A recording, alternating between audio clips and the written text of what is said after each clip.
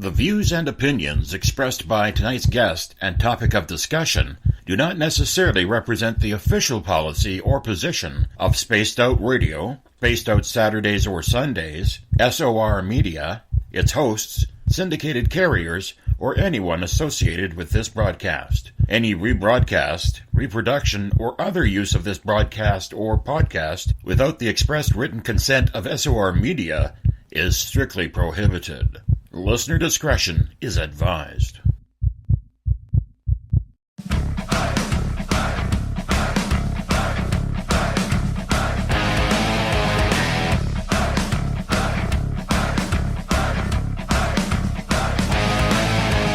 Are you experienced? Then come own the night with us.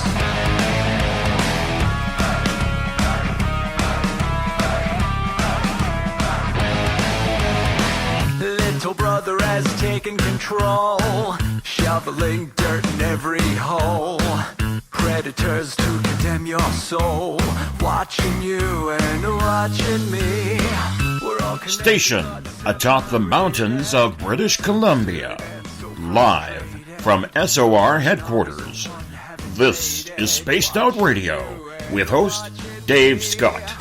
We live behind glass curtains and act like nothing's wrong. Soon you will belong. You can follow us on our website, spacedoutradio.com, and on Spaced Out Radio on iTunes.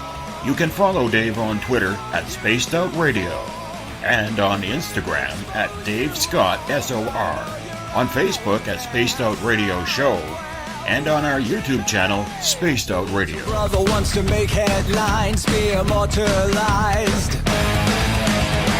Everyone's got an electric eye with the digital spies. They've watched you for so long. I know you're out there somewhere watching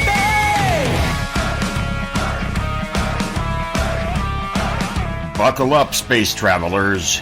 It's time to go for a ride on Spaced Out Radio with host Dave Scott. I know you're out there somewhere. We've watched you for so long. Wait for you to fall. We'll expose you all. I know you're out there somewhere watching me. Little brother wants to make headlines, be immortalized. It's Friday, March 2nd, Saturday, March 3rd, if you're on the East Coast or across the pond, and this is Spaced Out Radio. Welcome to tonight's show. I am your host, Dave Scott, live in the Great White North on top of the mountains of central British Columbia in the Caribou region, right here at snowy SOR headquarters. We are 150,000 strong nightly on WQEE 99 Rock the Key down in Noonan, Georgia. We are on the United Public Radio Network 107.7 FM in New Orleans and over 160 countries around the world. We are also live at spacedoutradio.com, Spreaker, The Fringe FM, and if you're listening in on Revolution Radio, remember the Double R Machine is a donation station financed by you, the valued listener. Head on over to revolution.radio and donate today. Now, we are all over social media. You can follow us live on periscope.tv. We're on Twitter at Spaced Out Radio. Give our Facebook page a like, Spaced Out Radio Show. On Instagram, follow me at Dave Scott, SOR. Subscribe to our YouTube channel. Go to youtube.com/Spaced Out Radio for our archives. We are on iHeartRadio in the United States. TalkStream Live. Tune us in on TuneIn. Download and subscribe to our shows on iTunes. Our website, of course, is spacedoutradio.com. Now, we have a GoFundMe account going on right now. So we look to build a brand new studio here. We could use your help. Go to GoFundMe.com/We Own the Night. That's GoFundMe.com/We Own the Night. Head to our website, spacedoutradio.com. You can do a little shopping at our store. Read up on the encounter online, dealing with everything paranormal, strange, and odd. My latest blog is there as well. It's Bigfoot versus Dogman. We also got great videos from Tim Doyle's UFO Seekers, Contact TV, and so much more. It's the first Friday of the month, which means it's time for our Keith Andrews again as we talk extraterrestrials all night long. And we'll take your calls as well at 1-702-302-4556. That number once again is 1-702-302-4556. Now, Keith is a lifelong experiencer and someone who has been one of our more popular guests when it comes to the off-world phenomenon. Tonight, we're going to open up your minds a little bit. Of course, you guys in the audience, whether it's in the chat rooms or on the phone, are going to dictate the way this show goes. That's the way you guys always do it. But we're also going to get into topics like downloads, alien healing, and what is this consortium thing that people are always seeming to talk about? Your questions as well, always wanted, 1-702-302-4556. Keith, my friend, how you doing? Not bad at all, Dave. How's yourself? You know what? I got a little bit of a throat cold going on from the little guy. He handed it over to me, the polite little dude that he is. And, I'm battling today. I'm battling, but, I'm still feeling good. Feeling very good. How about yourself? Well, my little guy ended up with the same problem yours did. I just didn't like the sharing idea too well, so I left him deal with it. No, the sharing isn't very nice. It really isn't. But on the flip side, I think I'm having a pretty decent hair day today, so it makes up for it. Oh, well, there you go. Yeah. See, I always find the light socket and the fork works really well for mine. Well, I haven't tried that out yet. It's just not long enough. So I'm okay with that, though. I'm very much okay. What have you been up to? You've been quite busy with your YouTube videos, and not only joining us, but weekly you join Eric Cooper's show, which can be heard at spacedoutradio.com, called S4. Yeah, aside from that, I'm about 3 months, I suspect, away from getting a novel, the first of a series, out to print. And my publicist is setting up for me to head out to Toronto to do a seminar on Believe in Yourself. And essentially how to reclaim power over your own life, which, is just one of those sidelines that I get into. And I do that with the off-worlders as well as the, humans and the ancient races. It's amazing how much they all have in common. Absolutely. It is, Keith. And the one thing that I have noticed lately, and I've been asking our audience a lot of questions recently in regards to this, is how many differing species people are running into. Now, the common one is the grays, but people seem to have a real different outlook of how many different gray species are out there. Like, I count on my own, Carl looks totally different from the guy who took me last, who looks totally different from the three that took me the first time I remember being taken, to the other time that I was taken when I woke up where I was hitting the one guy, where they were taller and thinner. So I look at myself right there. There's 4 different species of gray that I've seen. Yep. And quite frankly, they're more akin to nationalities than species. Much like humans come in gray and brown and red and black and white, grays, I've seen 15 different colors. Different colors, different configurations. And it really seems to be just simply along the lines of a nationality issue. Aside from the real tall, thin ones that you ran into, are a distinctive, they are the ruling class, if you will. They're the controllers. All the short ones, much as they're different nationalities, those are your scientists. Those are the grunt workers, if you will. But that's why you're getting various different reports from different people regarding the change in appearance. And it can be anything from a change in like your cheekbone structure or the eye socket, right down to the skin color. Even the change in the mouth on occasion happens. But you're still dealing with the same race. Same race how? Because they seem so different. I mean, yes, we're one human race, and I can understand where you're saying that, but I thought they were different races, Keith. No, it's just, you got to understand the big difference here. On Earth, when you're looking at different skeletal configurations of humans, they're all on the same planet. With the Greys, you got to remember they've colonized a lot of different planets with a lot of different nutritional bases and gravitational bases and what have you. So much as they're still Greys, they will alter in appearance accordingly. Like when you're dealing with a Grey that's on a planet that has higher particulate concentration in the atmosphere, their face is going to be more bone configured or look more bony than one that is on a much higher humidity rating, which will be. Go ahead. Go ahead. No, you go finish up. The ones that are, if you will, a little puffier are higher humidity. Mm-hmm. Mm-hmm. That's where the difference is. Okay, let's get to a couple questions right off the bat here. This one from John in the Spreaker chat room, who's asking, Keith, are you implying that all Greys originated in Zeta Reticuli? I thought there are different Grey species throughout the galaxy.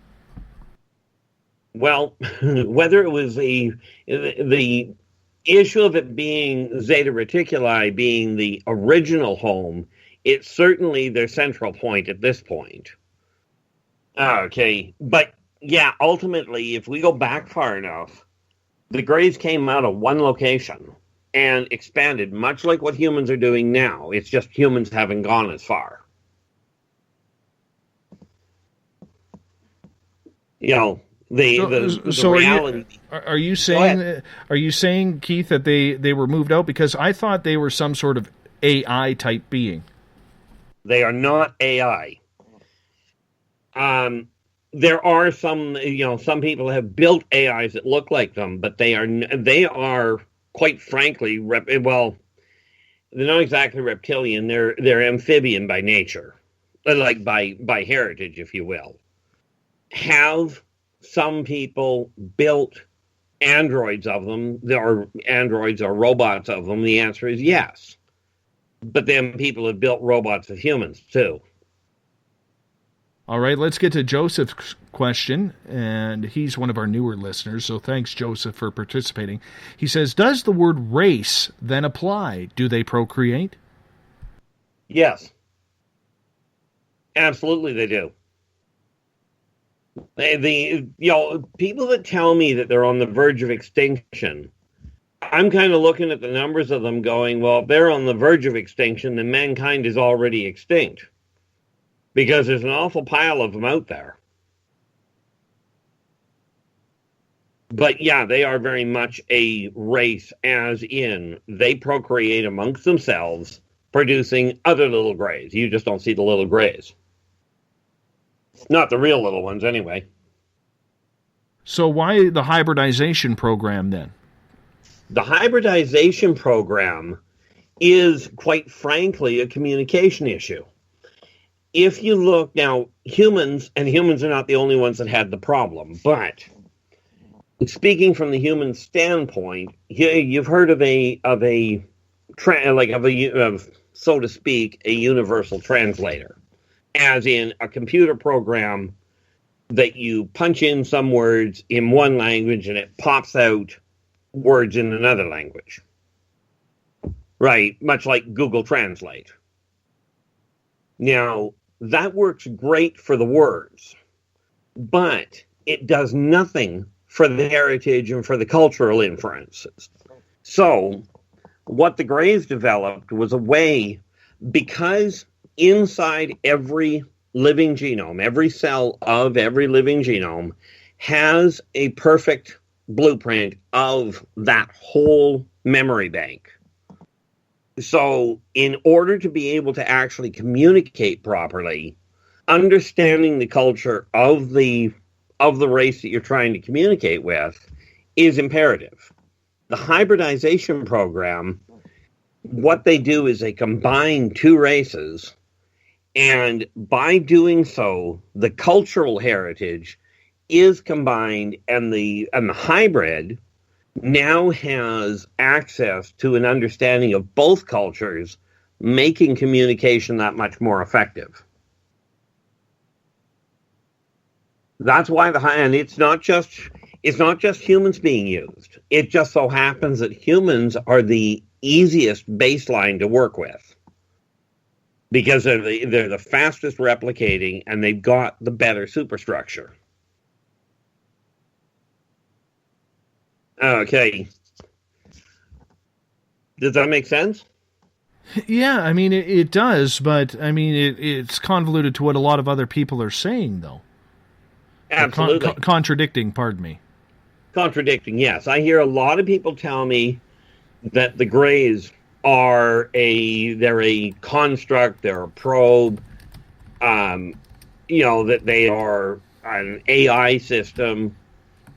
There's a lot of things I've heard, and the best I can tell you is it doesn't fit with what I've found out. Okay. I could agree with it, and in some cases I will, as in they have, some people have managed to build robots that look like them. Okay, and of course, with the advanced technologies that the off-worlders have, they can make them incredibly lifelike. But it doesn't change the fact that the race itself is not a construct, but an actual flesh and blood race. Right. Now, of course, there are, your listeners may well think in terms of, well, maybe they're a biological construct. And we can go really sideways on that. I think we've gone sideways already. And it's early. we're only 10 minutes in, my friend. Daryl is saying, I heard that the large skulls found in Paracas were greys and reptilian. Is there truth to human-looking reptiloids? And do they reproduce by laying eggs? Well, yes.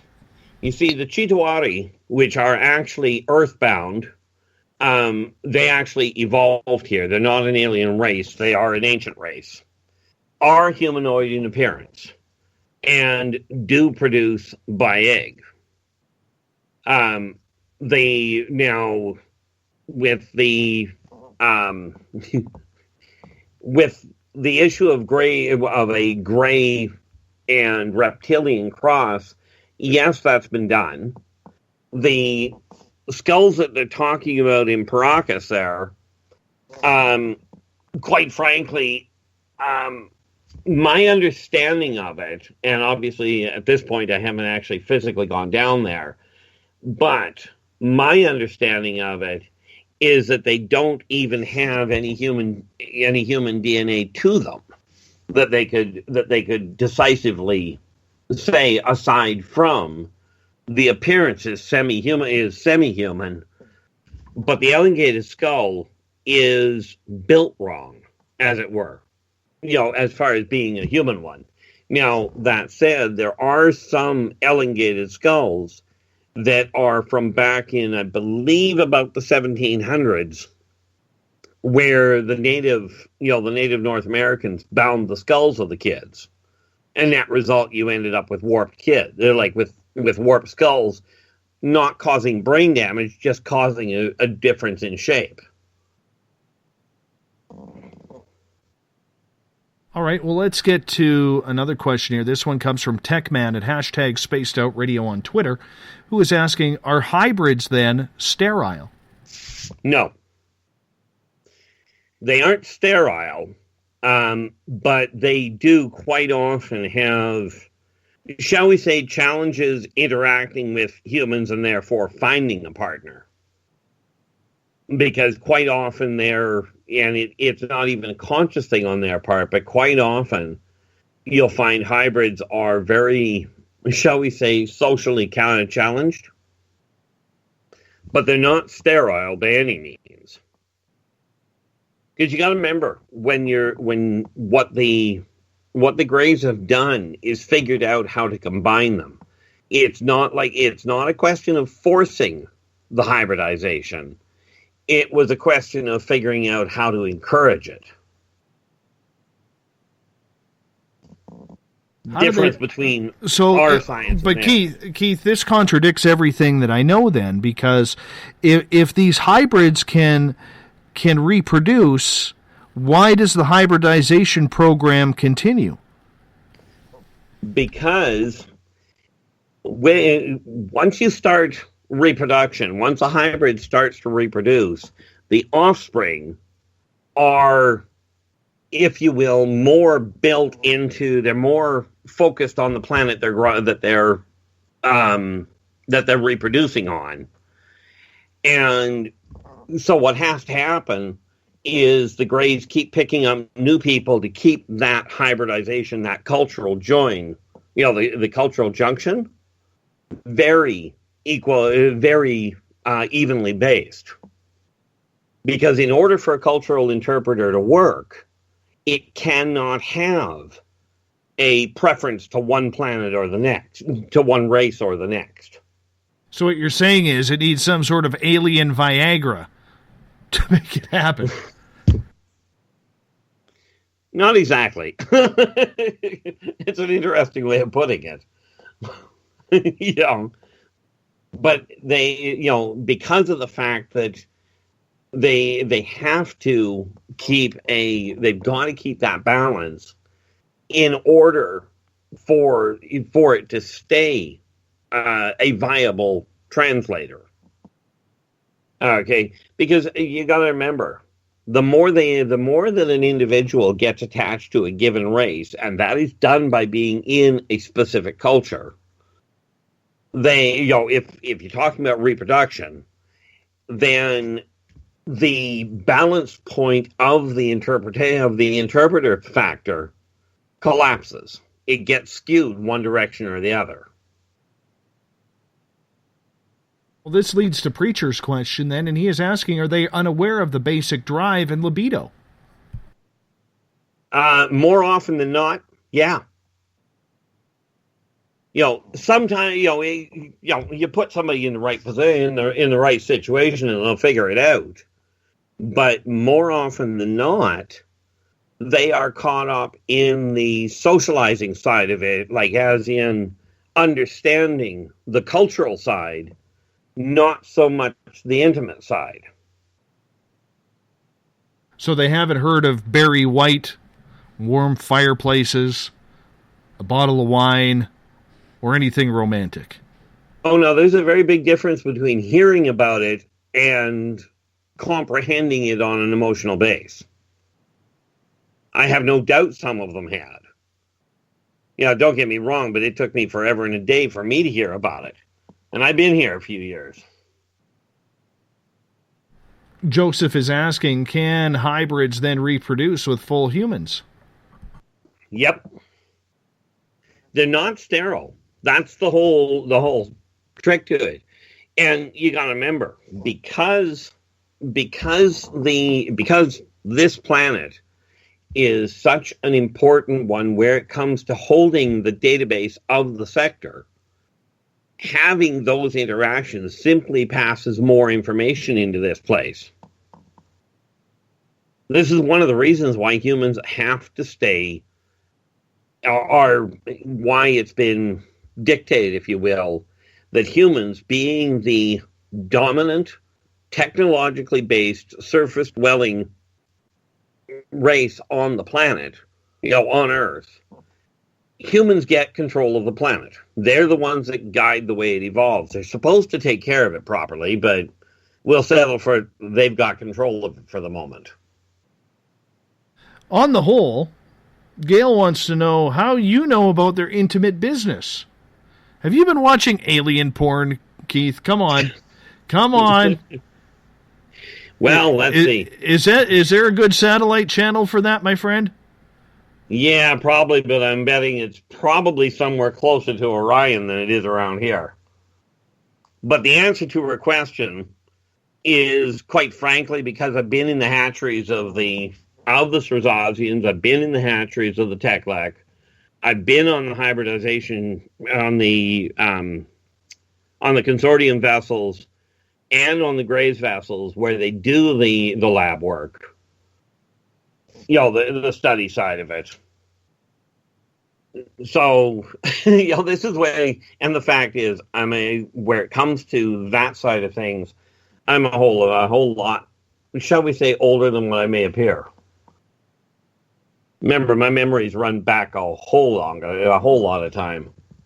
All right, let's move on to Susan's question then, who is asking, Keith, are there any off-worlders who have an emotional connection to humans? Seems they basically treat us like science experiments. No, that's the Greys that treat us like science experiments. The Sasquatchians, which are the 7.5 to 8.5 foot reptilians, are allies. They actually like having humans around. They find them challenging on occasion. The Mobians definitely have an emotional attachment to humans. So do the consortium. I don't know if I want to say that the consortium on the whole has an emotional attachment, but they certainly have a social attachment to them, to humans, because they're doing everything they can to bring humans up to speed to join the consortium. But yes, there are, and on the individual base, there are absolutely different ones, different members of different races that have a literal friendship with some of the humans on this planet. All right, let's go. Go ahead. Go ahead. Finish up. No, you finish up. The thing is, they can't exactly come out and tell everybody we're here because humans on the whole have a tendency of shooting first. All right, let's go over to Cousin Gary in Edmonton. Literally, he's my cousin. And he is asking, he's on Twitter asking, do the hybrids have an agenda? Are there any prominent could-be hybrids on the world stage? Well, the answer would be, is there possibly any there? Wouldn't be a surprise from my standpoint. As a, if you will, a race per se, no. From everything I've picked up, hybrids don't have an agenda of their own, as far as an overall goes. Because when we're talking hybrids, we are talking such a diverse group. Hybrid simply boils down to cross between two races. Okay. And there's a lot of different races that are out there. So you don't have, this is a case where you really would be looking at, for lack of a better way, a different species every time you pull a hybridization program. When you've got the Greys mixing with humans, you got one race. You got humans mixing with the Teklek, you got another race. So no, they don't have, from everything I've seen, they have an overall general interest in the cultural interactions between different races, but not an agenda as in, let's take over a part of the planet. Mm-hmm. Mm-hmm. It would not surprise me to find that some have gotten into decent positions, but before somebody jumps on the logical idea there, no, the head of the political parties and the Queen herself are not reptilians and hybrids that have moved in to try and take over the world. So let's go over to Periscope, where Gail, I think she may have had a little romance with a reptilian one night, because she is asking, what about reptilians who are about 5 feet tall? Well, there's a few of them that could fit into that, and it also depends on age. Your Tekleks are only 4.5 to 5.5 feet. The Chitawari stand around the 5 foot mark. If you take a look at the younger Tormenon and the younger Sasquatchian, they aren't born at 8 feet tall, right? So I mean, there's a couple of options there as to what it could be, but the most likely, especially if the if they have 5 fingers, is the Chitauri, which is not an alien race. They evolved here on Earth. Okay. But do people find, do some people find romance with them? Absolutely. Romance and or really good friends. She says, no, didn't have a romantic relationship with them. Only liked men who are taller than I am. Sure, Gail. Sure. Sure. I'm looking right at you in the camera, Gail. Sure you do. Mm-hmm. All right, let's get over to Daryl's question. She is asking, what race of aliens lives in layers underground and could have a caste system? And don't they get pissed off when we do underground nuclear tests because we're bombing their bedrooms? Well, the answer to the latter part is, yeah, they're not impressed. As far as which race, well, there's a multitude of them down there. There are many of the fairy folk that have moved into the underground. What you would know is dwarves are down there. The Chitauri live underground. And, when you're looking at caste, well, the fairy folk are definitively of a caste nature. There is a bovine race down there that is very much caste, but their caste based on might is right, which isn't necessarily a good thing from a human standpoint.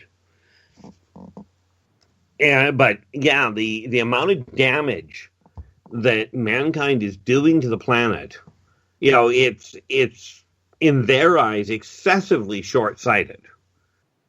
Now, in answer to the logical question, well, why aren't they doing something about it? Well, they are. They're protecting the planet by, quite frankly, correcting the damage that the nuclear tests are doing underground.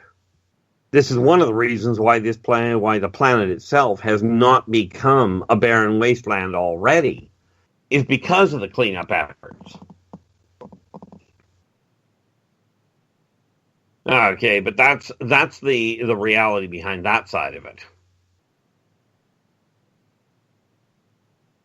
All right, let's. What about the testing? Like, Keith? We're hearing more and more about this hollow Earth, and that there are different species down there. Yep. You mentioned there's dwarves, gnomes, or whatever most of the mythical creatures. How far down are they? Well, on the whole, about 1,000 miles. And yeah, I did say about 1,000 miles. The planet's only about 8,000 miles thick. That makes it about 6,000 miles of a solid base to it. So there's a lot more room down there than people think. How do they survive? How do they eat? What's the atmosphere down there? What have you been told? Well, start with the atmosphere being, it's the same thing we breathe up here, a little hotter. But in all fairness, not as bad as you might think, because the ventilation system down there is something bizarre. It's got its own weather system down there. What they eat, well, it varies. I mean, there's a lot of plants, and mushrooms are not the only thing that grow underground. There are fish in the lakes down there.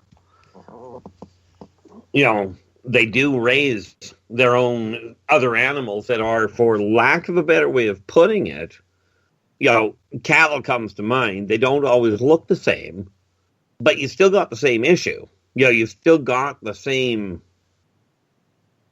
shall we say, varied races down there. They're just different. And in answer to the other part of it, lighting is a combination of bioluminescence, reflection, and thermal optics. Pick up on off the thermals and broadcast, and all of a sudden you got a pretty decent lighting system. It's not as bright as what it is up here, but that doesn't mean they can't see by any stretch. They're geared to it. Would it not be warm? Wouldn't they have to adjust for the warmth down there due to the Earth's core?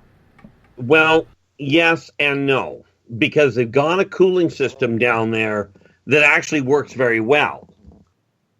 They certainly, yes, they have to adjust for it, but then if you think about it, humans that live near the equator adjust for the warmth there, and same as they adjust for the cold up near the poles.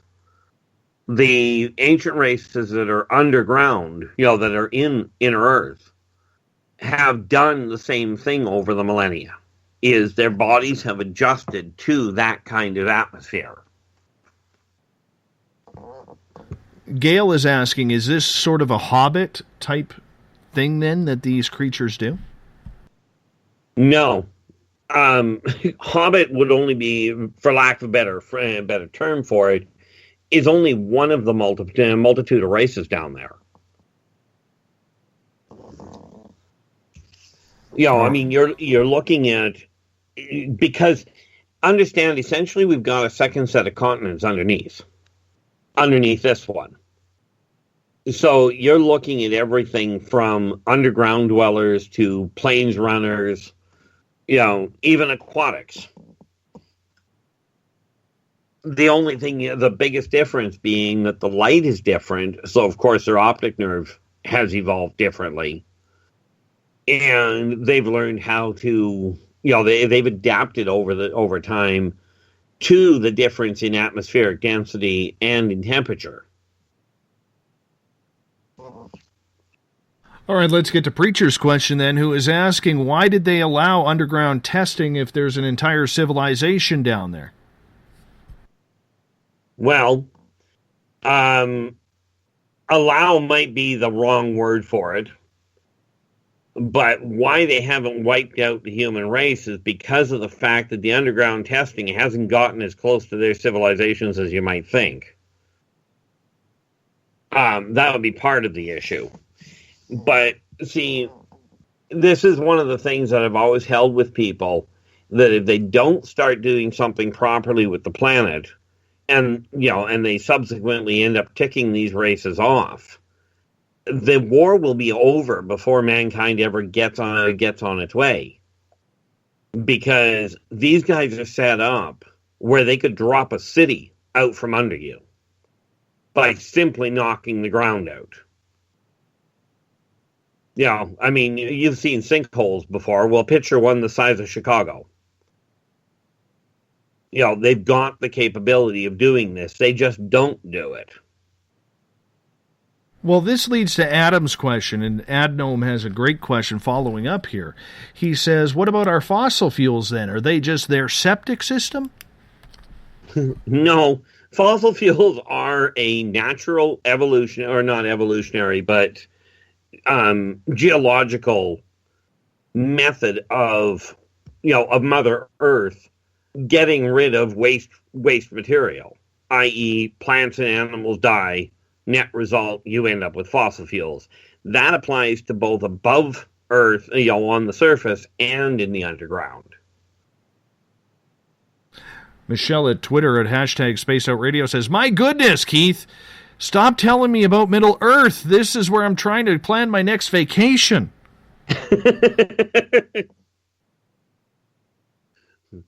Well, then stay away from the oversized Venus flytraps, because they will eat people. All right, let's get to Joseph's question here. Says, is it possible for hybrids or other people with hybrid parents to be unaware of their heritage? Are there any physical clues to look for? Physical clues, I'm not entirely certain. And the reason I say that is because I don't know if I spot them by their physical appearance or by the way it feels. Okay, so I really can't give you a definitive answer on that. Some people have said they've noticed physical differences, but it's more often their behavioral patterns that give them away as not entirely focused. That's the biggest difference there. It's not so much a physical differentiation.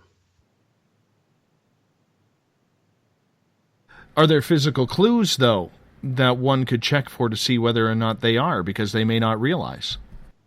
Well, that would be the big problem, because it depends on the race. Like it depends on the pairing.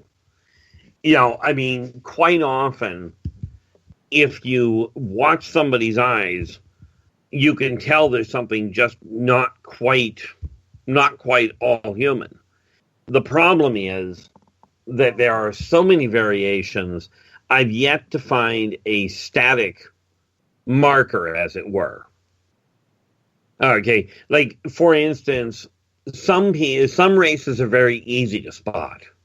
Okay, from a physical standpoint, when you're looking at half fairy, half, if you will, half elvish, half fairy, there's a very definitive difference in their skeletal configuration, that makes them stand out very different. And the hybrid itself may not know it's a hybrid. Okay, so asking is kind of pointless. So this leads to Gail's question then. What about behavioral patterns? Is there anything different? Quite often, yeah, but what it'll more often than not be, and it only applies when they're new, when they first get here, as it were.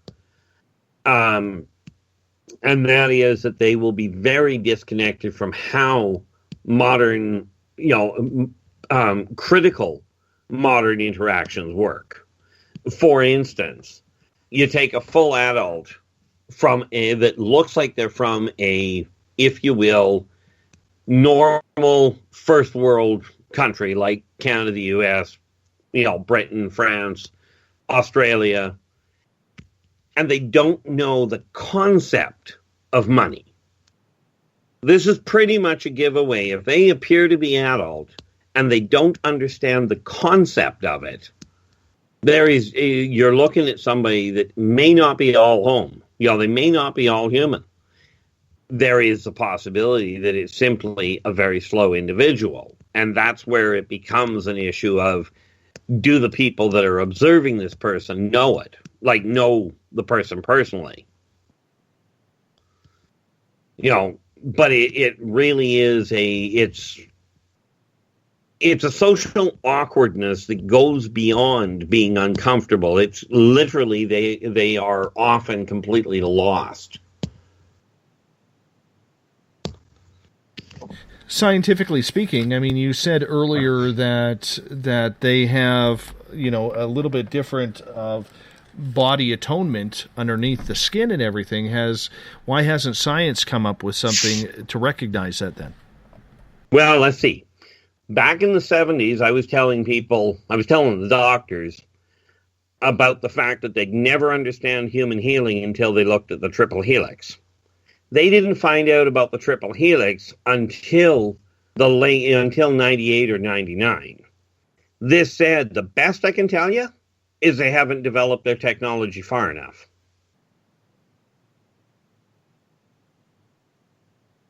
That's the only functional answer I can give you, because, let's face it, there's past record of them being behind the 8 ball. Let's get to Daryl's question, who is asking, do all of these different species out there, do they have a written language, much like the English alphabet? All of them? No. But many of them, yes. The greater majority have a written language. There are some that, frankly, they literally, their whole language is done based on pheromones and light. Okay, there is no way of writing it. Humans can't replicate it because humans don't have the genetic configuration to do it. And no, when you're dealing with those kinds of races, they haven't figured out, the Greys haven't figured out how to make a hybrid of an amoeboid and a human, because the cell structure completely collapses. Getting back to the hybrids, Gail has a question here. She says, if a hybrid just arrives on Earth, no money, no job, how do they assimilate? Well, Gail, I can answer that for you. They moved to Canada because we apparently have a prime minister who allows everyone in. So they just go to say, let us in. He says, okay, here's your citizenship. And boom, they get everything for them. I hope that answers the question. Would you like to would you like to follow up with that one, Keith? Well, I kind of like that one, but basically it boils down to the age-old question, right? And humans have the same problem when they get dropped off in a city where they've got no money, no job. You do what you have to figure out how to make ends meet until you get a break. Okay. So, fortunately, in most cases, hybrids aren't just dropped off on the planet. They're usually placed and they're usually monitored. You know, once in a while, yeah, you end up with one that gets lost in the shuffle, but that's not the intention. You know, it's not like the Greys are up there making a whole bunch of hybrids and dropping them off in the middle of the planet just to, you know, let them interact. All right. Any problems with the hybrids? Techman at hashtag SpaceOutRadio is asking if those health problems could be autism. Possible, but let us understand one very critical factor. Some of them will be diagnosed as autistic, but not all autistic people are hybrids. Okay. The reality is that, you know, autism is a real thing amongst humans, but there are misdiagnoses done on a regular basis. So yeah, you could the newcomers could quite conceivably be either diagnosed with autism or schizophrenia or any number of mental dysfunctions. Okay, the thing about it though, and this is one of the biggest giveaways, an autistic child quite often, if they're just straight, truly autistic, they don't heal from it, as it were. They learn to cope, but they don't heal. A so-called autistic hybrid will learn how to adjust, and the autism will just simply vanish. And it won't take years to go away. It'll take weeks to months. You know, because all they're doing is learning. It's kind of like dropping somebody into dropping an English-speaking person into a Spanish-only environment. Give them 6 months, they're able to talk. But prior to that, they can't communicate, and their methods of social interaction are likely to be stilted at best. All right, well, let's move on to the next question here. Kit Kat says, let's look up at Mars for a second. If we nuked the poles there to create a mass meltdown for terraforming, are we endangering any aliens that inhabit that planet? On Mars? Yeah. Yeah, just a few. Few 100,000 million. Mars has the civilization built underground. And if they try and nuke the planet, well, one of two things is going to happen. They're either going to tick off the Martokians, which is not a good idea, or the Martokians are just going to simply take that nuclear explosion, bleed off the energy from it, and use it to charge the batteries that they run the power cells that they run their civilization on.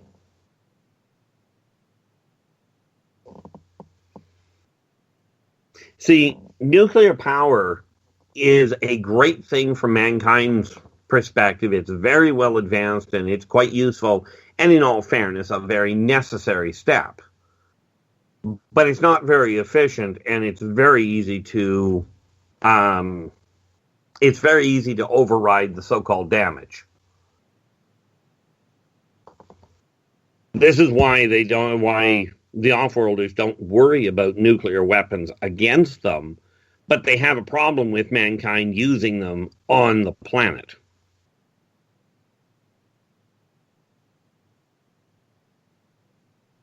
Make sense? Yes, Gail wants to know then, have you ever been taken up to Mars? Yep. That's how come I know mankind isn't just on Earth. It's also how I know that man didn't get to Mars just, a decade ago, I think they talked about the Mars rover first getting there. Mankind's been on Mars since the late 70s. Now, in all fairness, they got there a lot earlier than that, but this time around, we'll settle for it being the late 70s. Mars is a nice little planet. It's just, it does take a little getting used to, and yeah, they've got a different atmosphere, so of course, where Terrans are taken, or where Terrans are, if you will, permitted to wander without rebreathers, frankly, it is in a limited scope because they don't have options. They don't need the Terrans dropping dead.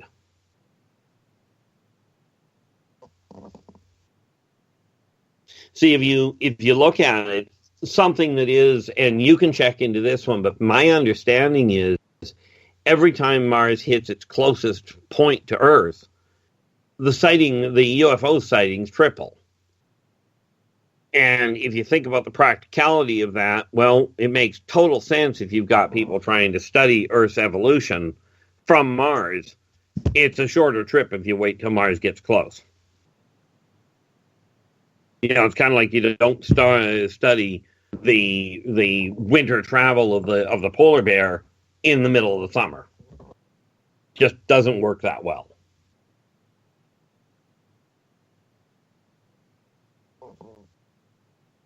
All right, let's move. Yeah, let's move on here. And Eric says, "How about the green children of Woolpit? Were they from the underground?" My understanding is, yeah, but you got to go way back. Because they seem to have a higher, quite literally a higher concentration, depending on which branch of them. They're either heavy on the copper side or heavy on the plant side, depending on which branch we're talking about. Yeah, but because it's sort of it boils down to, if you're dealing with the green-skinned ones, usually they've got a much higher connection to the fairy folk, to the woodland fairies. And when you're dealing with the ones whose blood looks a little greener, you're looking at the ones that have a much higher concentration of copper. But yeah, they're from this planet.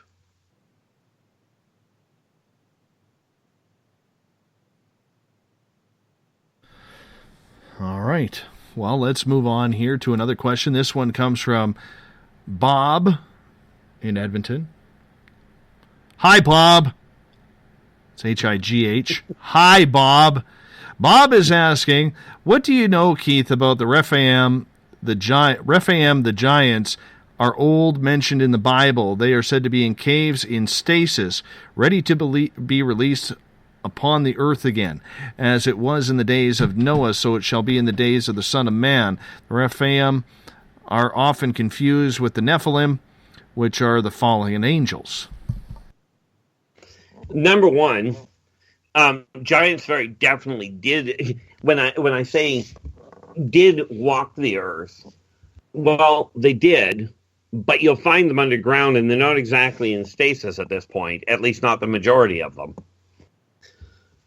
And, I mean, they do range in height from, when you look at it, your smaller ones are 9-10 feet tall, but they do get a lot taller.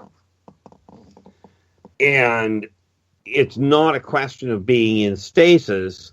The reason everybody thinks they're in stasis is because, quite frankly, mankind hasn't seen them for a while. Okay, same issue as far as the Rephaim go. They are, if you will, warrior children. And they're very much on the, in the mindset of doing what they have to protect the planet. But again, mankind by karmic law has the dominance over the surface. So, over the surface of the planet. Mankind by karmic law, is the one, are the ones that are supposed to be taking care of the way the planet evolves. Now, when we talk about are the giant folk set to be released upon Earth as they were in the days of old, that depends on man. But rest assured, if they get released to come up here to straighten things out, as it were, you can bet they're not the only people. And a war between man and the races underground, it's like I've told people, it's not a war that man will win. It's one that will end up very poorly for mankind. However, before people worry about that too much, the people that are actually doing what they can to actually work with the planet and working in a positive interaction with the other peoples of the planet, most of them will be okay. There will be some that end up getting cut in the crossfire, but they certainly don't get targeted in a case like that. But this is an issue of mankind is at a crossroads where it's got to start working together. But like I said, they're not exactly in stasis. Let's move on here. Joseph has a question saying, Keith, do you have any thoughts about Dr. David Jacobs' work and his hybrids theory? And do you have any conclusions that may differ? Well, sad to say, this falls under that category of I've heard of it, but I haven't done any research into it myself, so I can't really speak to that one very much. If you can give me a synopsis of what it is, I can tell you where it fits. All right. Tessa is asking, Keith, did you find a double-headed purple helix? A double-headed purple helix? I'm just firing the questions here, man. That's only part of the triple. The double helix it's only part of the triple helix to start with. And they do have, if you want, two heads because you got both ends. But then again, you can call it 2 feet, if you will.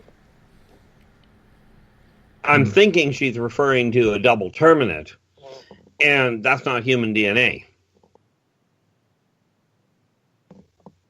But I'm not quite certain which, because when you're looking at the different heli, there are a number of different ones. They're just not all human.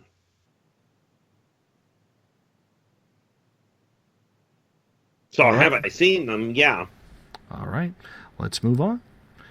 Psycho is asking, what do you know about populations on Saturn and the rings? Well, you know what? Hold on. I missed out on the break here, buddy. We got to go to a break here. We're going to hit that up. We got right into this show. Our Keith Andrews is our guest. We'll be right back after this.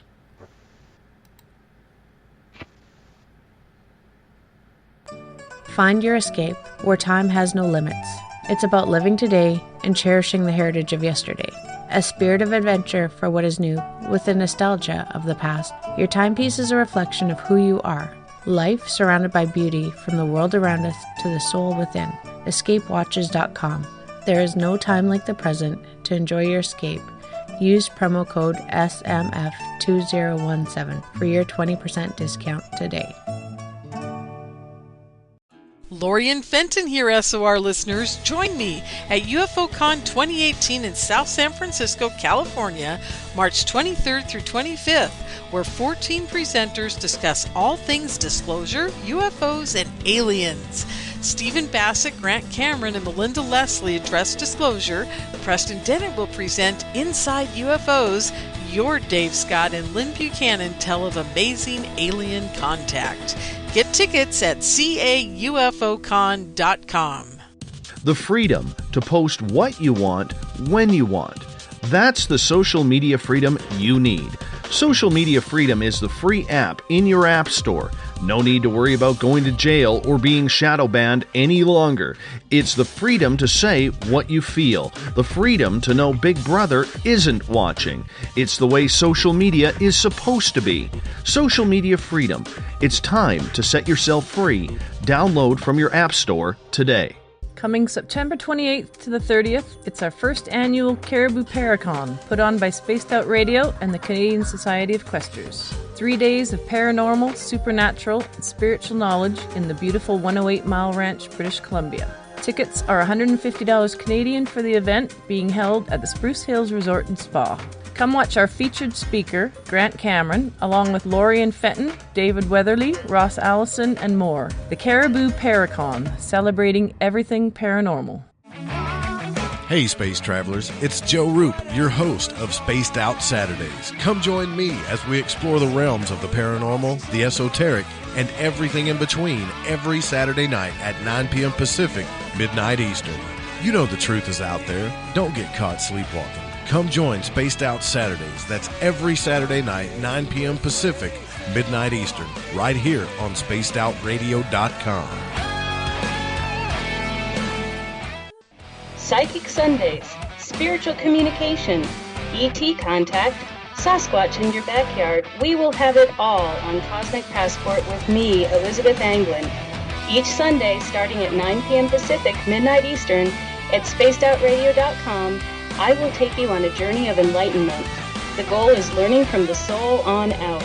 We'd love it if you joined our experience. Cosmic Passport, heard Sundays at spacedoutradio.com. 365 days a year, we're in the field, investigating UFO sightings, talking to alien abductees, and visiting secret military locations like Area 51. We're UFO Seekers, official partner of Spaced Out Radio. Follow our daily search for the truth at ufoseekers.com or like us on social media. Catch us on Spaced Out Radio every third Monday of the month as we discuss Area 51, UFOs, and more. And also don't forget to subscribe to us on YouTube.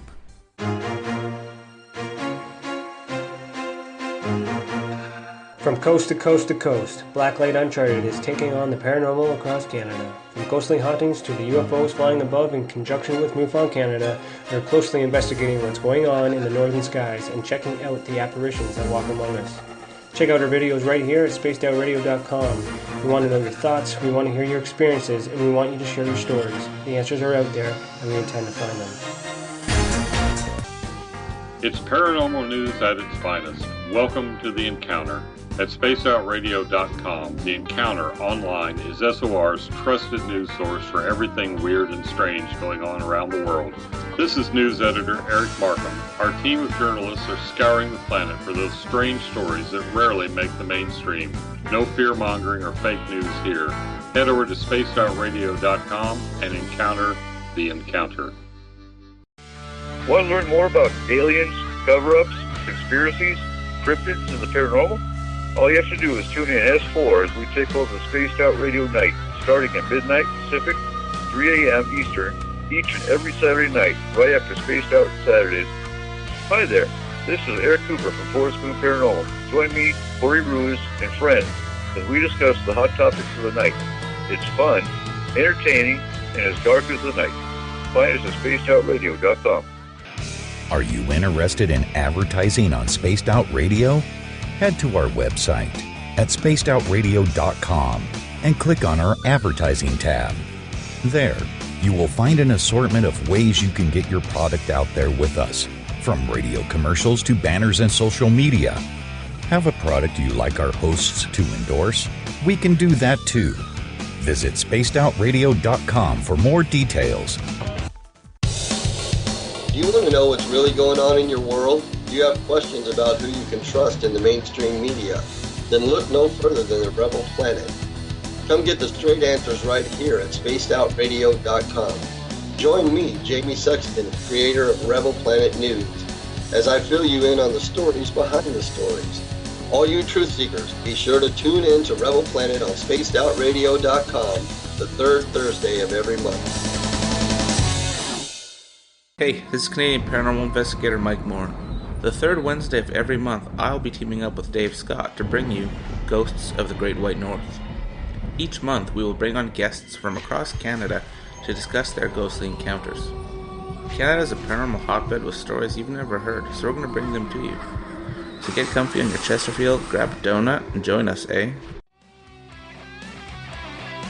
The views and opinions expressed by tonight's guest and topic of discussion do not necessarily represent the official policy or position of Spaced Out Radio, Spaced Out Weekend, Spaced Out Radio Limited, its hosts, syndicated carriers, or anyone associated with this broadcast.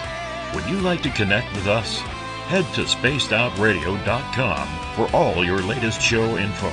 And hit us up on Twitter using the hashtag SpacedOutRadio. Now, back to Dave Scott and SOR. Welcome back to the second hour of Spaced Out Radio tonight. I am your host, Dave Scott. Great to have you with us. The weekend crew is in while I go out in the wilderness to find my Zen and my Chi, Joe Roop, with Spaced Out Saturdays. Then on Sundays, Elizabeth Anglin is back for Spaced Out Sundays and Cosmic Passport. We get going at 9 p.m. Pacific, midnight Eastern Time at spacedoutradio.com. We want to welcome in everyone listening in on WQEE 99 Rock the Key down in Noonan, Georgia, home of the Walking Dead. We are live as well on the United Public Radio Network, 107.7 FM in New Orleans, and over 160 countries around the world. We are also live on The Fringe FM, and if you're listening in on Revolution Radio, remember the Double R Machine is a donation station financed by you, the valued listener. Head on over to revolution.radio and donate today. Bill Cardwell has set the password for tonight in the SOR Space Travelers Club. Solanishtites. That's wrong. Solanishtites? Thias? Solanishtias? I don't know what the hell the password is, but Bill sets the password each and every night, right here on the mighty SOR. Now, if you want to follow us on social media, you can do so on periscope.tv. We are live there on camera. We are also on Twitter at Spaced Out Radio. Use the hashtag Spaced Out Radio if you want to connect live with me during the show as well. Give our Facebook page a like, Spaced Out Radio Show. On Instagram, you can follow me at Dave Scott, SOR. Subscribe to our YouTube channel, Spaced Out Radio. Go to youtube.com/Spaced Out Radio. You can also listen to us on iHeartRadio in the United States, TalkStream Live. Tune us in on TuneIn. Download and subscribe to our shows on iTunes. Our website is spacedoutradio.com. where we have a plethora of features for you, including shopping at the Spaced Out Radio store, rocking out to some Bumblefoot, reading up on the encounter online for all of our news, and great videos from UFO Seekers, Contact TV, and so much more. Tonight, we bring in our Keith Andrews. He comes in the first Friday of the month to talk about everything extraterrestrial. Remember, we're getting a lot of questions in the chat rooms from all of you, but you can call in as well, 1-702-302-4556. That's 1-702-302-4556. Keith, welcome back. And thanks very much for having me. Not a and problem. Certainly welcome back to all the listeners. I know I butchered that password something fierce. Michael says, you totally effed it up. Yes, I probably did. I probably did. It was a nasty one. Nasty one. Well, me and computers, I'm not having any luck getting into that particular thread at all, so I can't look at it and tell you what I'm getting. Oh, that's all right. Let's get back to Psycho's question, because he asked a question about the populations on Saturn and the rings around it. Well, the rings themselves, there are a couple of the asteroids, a couple of the, if you will, planetoids in the rings that are occupied. Saturn itself is an interesting situation because the atmosphere doesn't support human life, but if you go to Titan, you can actually find humans there. Saturn isn't as unoccupied as you might think. It's just that what lives there can't breathe. It's the wrong atmosphere for what you would consider, what humans consider normal. But are they interstellar capable? The answer is yes, although they do tend to stick to interplanetary. For the most part, anyway. There are some of the, if you will, more adventurous ones that'll connect on a different ship, like on a consortium ship to go further. but they're not exactly the most. They're not exactly the most adventurous or explorer-based individuals you'll run into. Of course, I'm not entirely certain if they're the type of people that most people run into. There you go. And I'm going to get to Tim's question from UFO Seekers. And Tim, if you're listening in, I'm sure you're out stargazing or sky watching somewhere and got this cranked up. So if you're listening, please check your cell phone. I sent you an important text message there, if you don't mind. And I would appreciate that, because our website seems to be down again. Maybe we got hacked again. I don't know. But Tim is asking, what technology do you feel spacecrafts use for their propulsion? Well, that depends. The oscillatory densification of the tri-transtemporal equilarity, aka the ETO, works quite well for interstellar. They do have a stellar. They do have a both a solar drive and a photon drive, depending on the ship you're using and its distance that they want it to travel. They do have worm runners, which, quite frankly, simply work on gravitational fields, and they literally run the. I guess the best way of putting it is they run the chute. They literally arrange it to pull into a wormhole and let the wormhole move them. Kind of like, if you will, going into, like, running in a current. But those are the four most common. The electron drive being the most effective for interstellar, second only to being able to run the wormhole, and quite often they use both. Like in the OTE drive, if they get a good navigator, will take a wormhole with it, making it that much quicker. And rest assured, there's a very big difference between going through a wormhole and going through a black hole. Black holes have a tendency, not 100% of the time, but most of it. But those are and I actually sat down with a lady with her master's in astrophysics, trying to explain how the OTE works. And her comment to me when we got it sorted out was that even when she was taking her master's, they barely touched on what I was talking about, although humans had talked about the possibility of doing it that way. But it's an interesting drive they use because you don't need the fuel cells. You need a translator buffer, or an inertia buffer, if you will.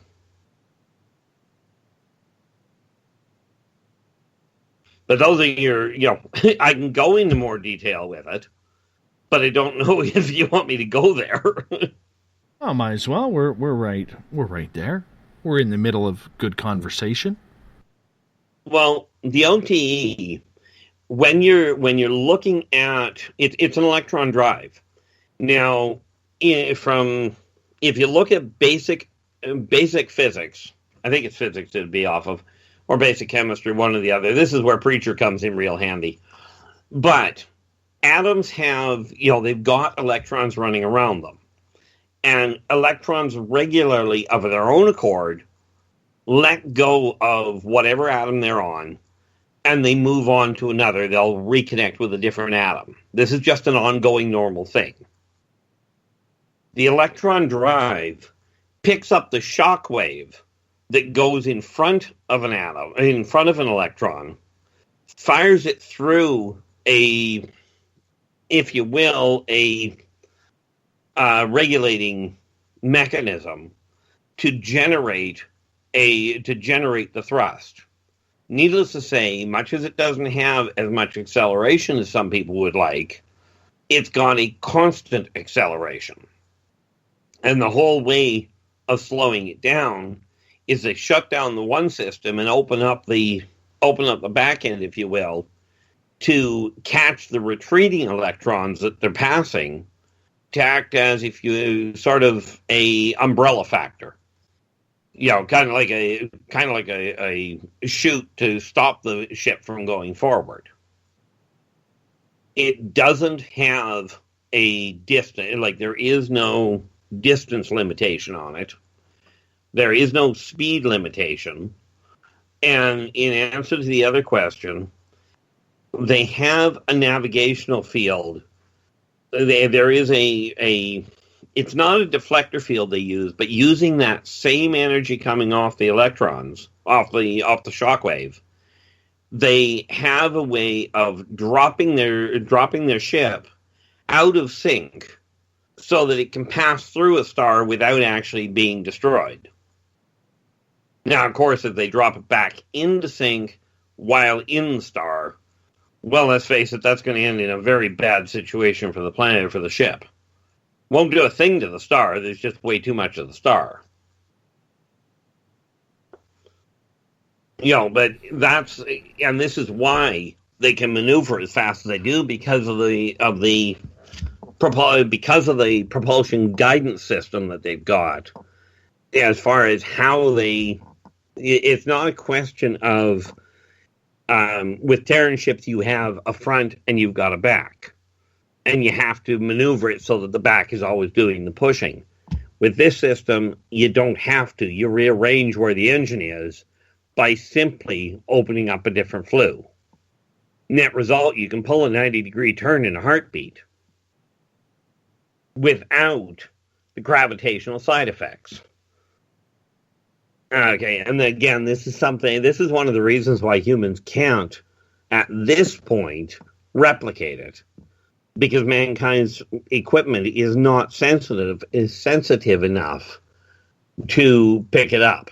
You know, to pick up that shockwave. They're only just barely getting into the quantum physics. And it's the subquantum that they have to get to in order to pick up the material. And of course, you also have to realize when we start looking at the worm runners, you're talking about dealing with micro measurements, you know, essentially nanomeasurements of magnetic fluctuation that they're riding. You know, where essentially they take the magnetic field and they use that to propel themselves. And again, it's a question of sensitivity of equipment. Now, mankind has done very well as far as developing more sensitive equipment, but they haven't got it where they need it yet. Now, of course, when we start looking at the photon drive, you know, what you're looking at is you have to realize that the light-producing particles have a definitive density to them. They have a definitive amount of mass. And with a photon drive, and this only works effectively in interplanetary, because it relies on close proximity to a star, to the light, in order to function. Doesn't work well out in the middle of, you know, out between stars, because the light is too diverse. Now, they do have storage batteries to permit interstellar travel, but you're not going to do it in a hurry. That's when you'd use a solar drive on a totally automated frigate, because all it has to do is get the gear from one planet to another, from one star to another, and then you've got a salvage team that'll go out, or a receiving team, if you will, that'll go out and collect it and bring it in. Kind of like a fire and forget missile. So you better hope that your telemetry is right. But again, being automated. Keep going. Go ahead. Keep going. that's where the solar, like I said, the solar drive is really, it's used for interplanetary more than anywhere else. Okay. The nice part about it is that when you start looking at these are drives that mankind will eventually get to. The part that you're being, the part that you're looking, that people are looking at, is they're going, well, it's not possible. And quite honestly, at this point, for humans, it's not.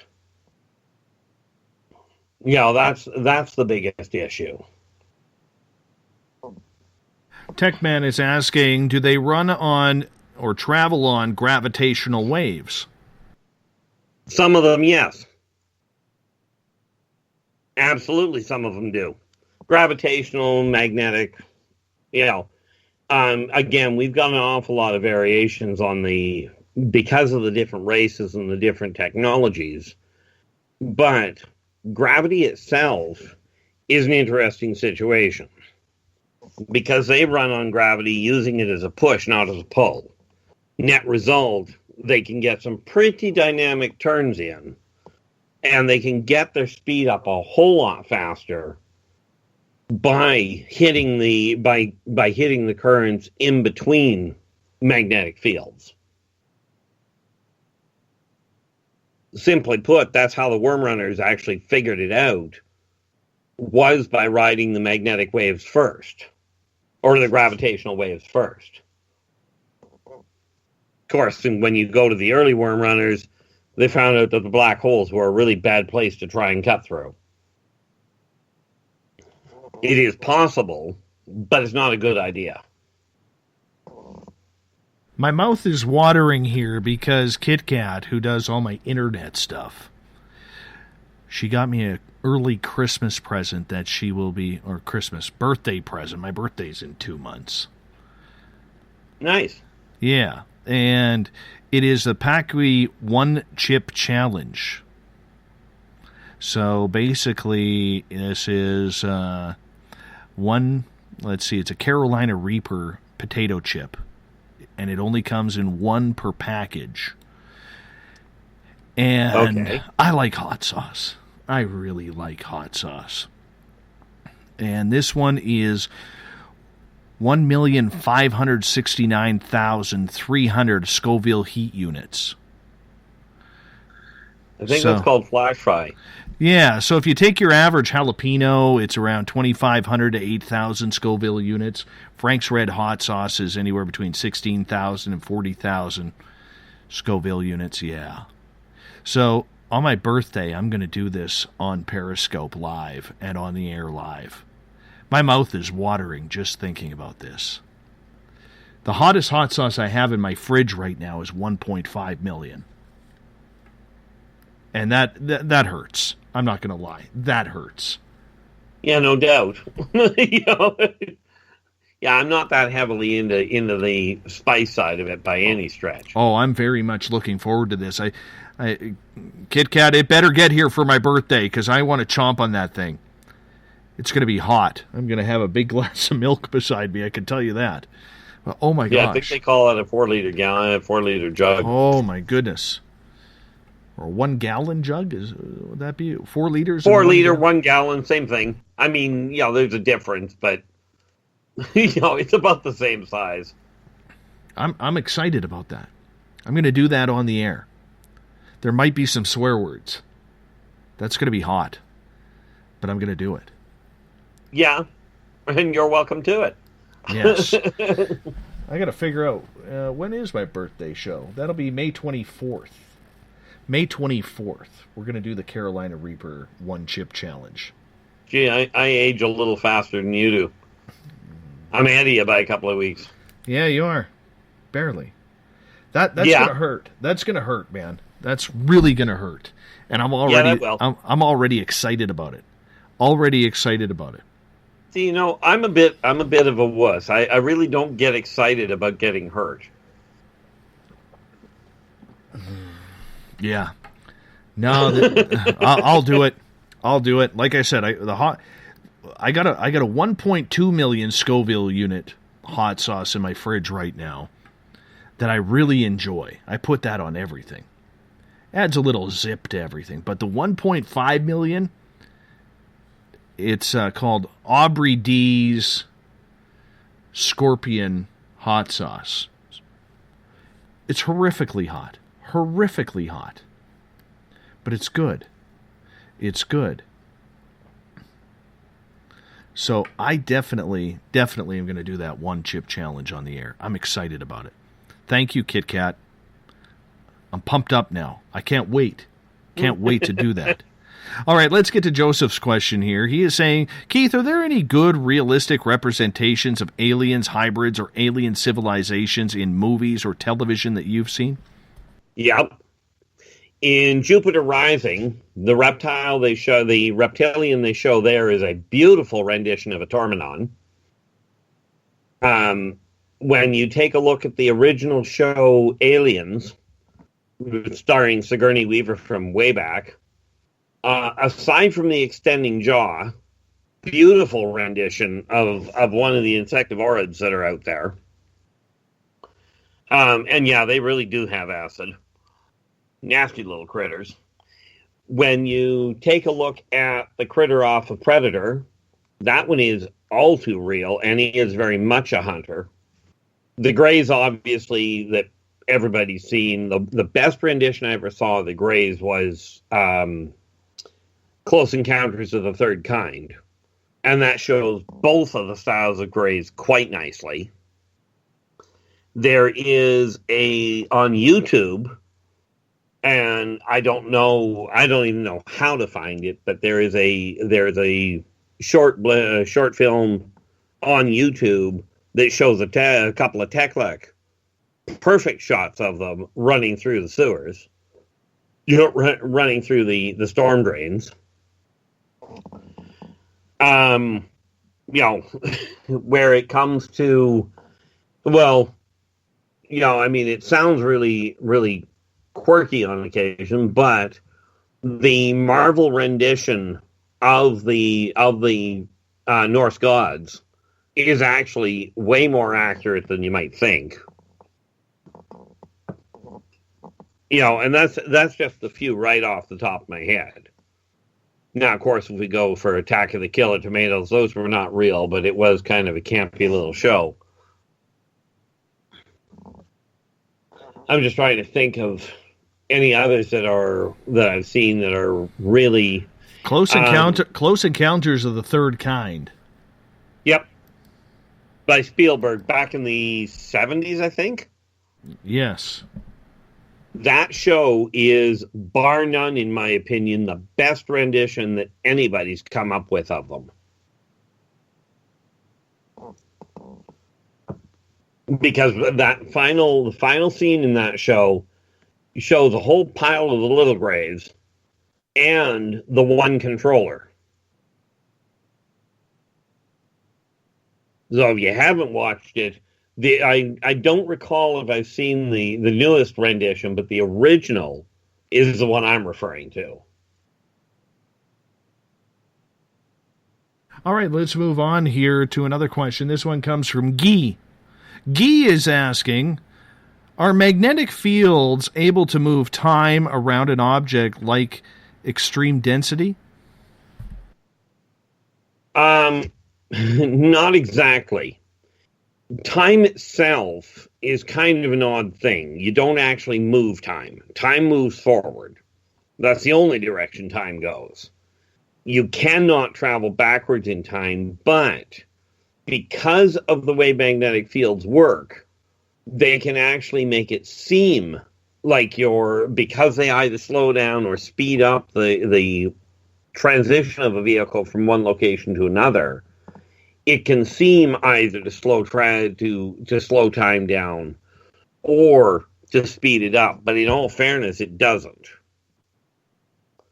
Okay, it's more an optical illusion than anything else. Because what it does is it affects the transition between space, like between point A and point B. It doesn't change the time itself. Let's move on to Preacher's questions here. He's saying, does a massless particle like a photon create thrust, sympathetic vibration? Quite frankly, yes.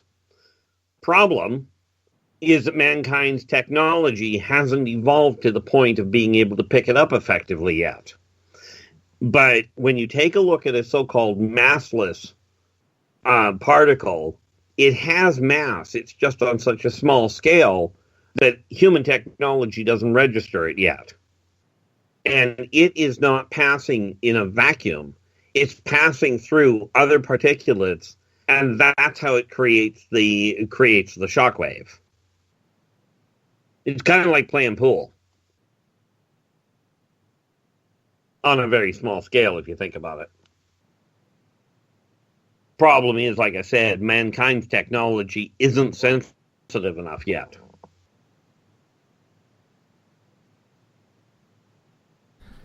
Or do we have that covered up in places like Area 51? No, if they'd covered it, if they'd actually figured it out, we could be in a lot more trouble than we're in. See, I wondered that myself way back when I was talking to the scientists then about about various different things, not the least of which was the helix.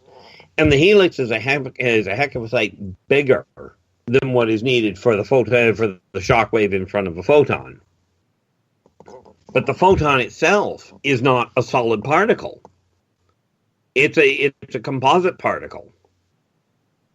And so, again, this is where we end up with an interesting situation where mankind's doing fabulous. They've made some incredible headway, but they haven't got the technological savvy yet to be able to pull it together. To be able to actually register it. Right. Let's get to another question. This from Tim from UFO Seekers. Tim has one of the tightest goatees you'll ever see. Fantastic goatee. He is asking, Keith, where is the best place to make contact? Well, facetiously, we would say where the off-worlders are.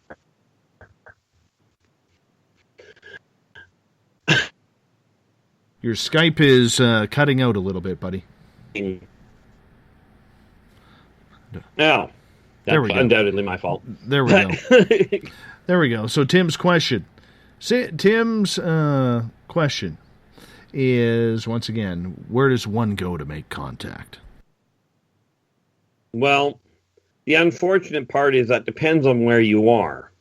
You certainly don't want to be trying to make contact on the whole inside city limits, because unless they know what they're doing, and then it's not a case of flagging them down, they just simply know how to get to you.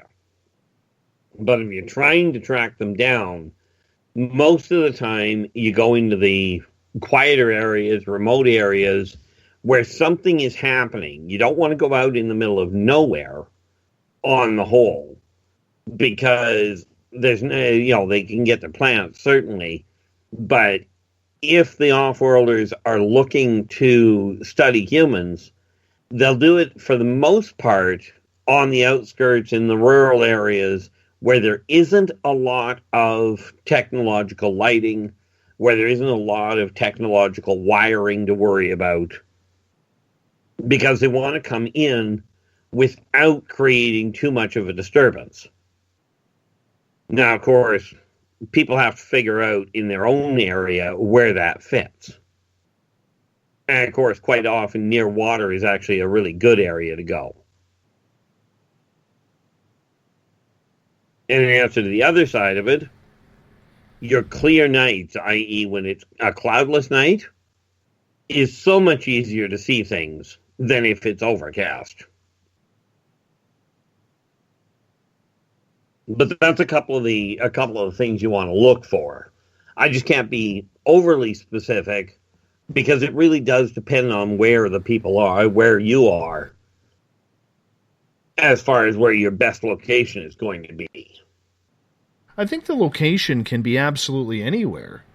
You know, I know when I was able to summon, and I only did it a couple of times, and the one night 3 UFOs showed up, all at different times.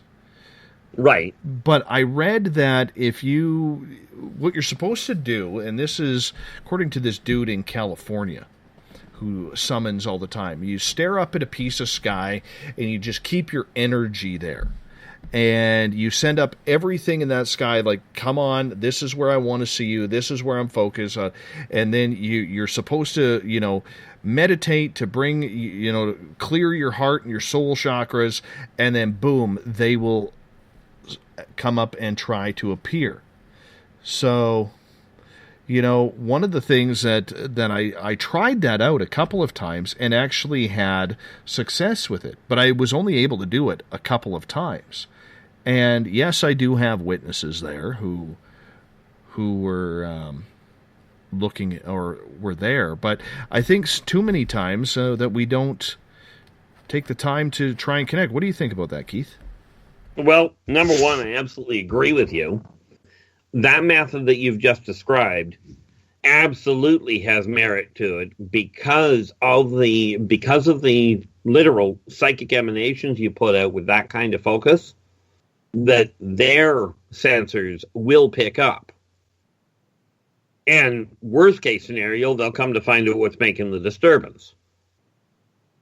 But is it a viable method of doing it? The answer is yes.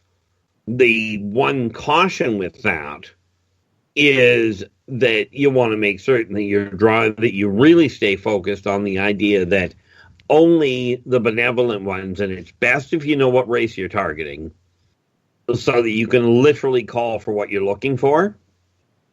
Because if all you're doing is going, I really want to have an experience, and I don't care who it's by, this can prove to be a bad thing. But your method absolutely has solid merit to it. Adnome is asking, what planet do the stupid aliens come from? Because I swear I work with too many of them. Oh, that's Earth. No, there are stupid aliens from other planets as well. But I absolutely agree that there are a staggering number of and when I say people, I include all races, not just humans. But there are a staggering number of people that I really have to question how they managed to get out of bed. And it concerns me when they actually get behind the wheel of a car. But sorry, that's not relegated to one race or one planet. Aussie Andy wants to know what the Arcturian ETs are like. Well, basically, they're a decent group of people. They don't have much of a sense of humor. Very, very scientifically oriented. They're a very organized group. Much more caught in the technological side of things. And I don't mean from a scientific standpoint. They are scientific, yes, but on the whole, they're quite a congenial group. More interested in the social implications of interacting than in anything else. They're like the Arcturians are not one of the groups that is involved in the abductions, because they're much more interested in watching humans in their own environment. Seeing how they, like when we talk about them studying sociology, they're studying civilization from a sociological evolutionary standpoint. And for them, this is an extremely exciting time in Earth's history.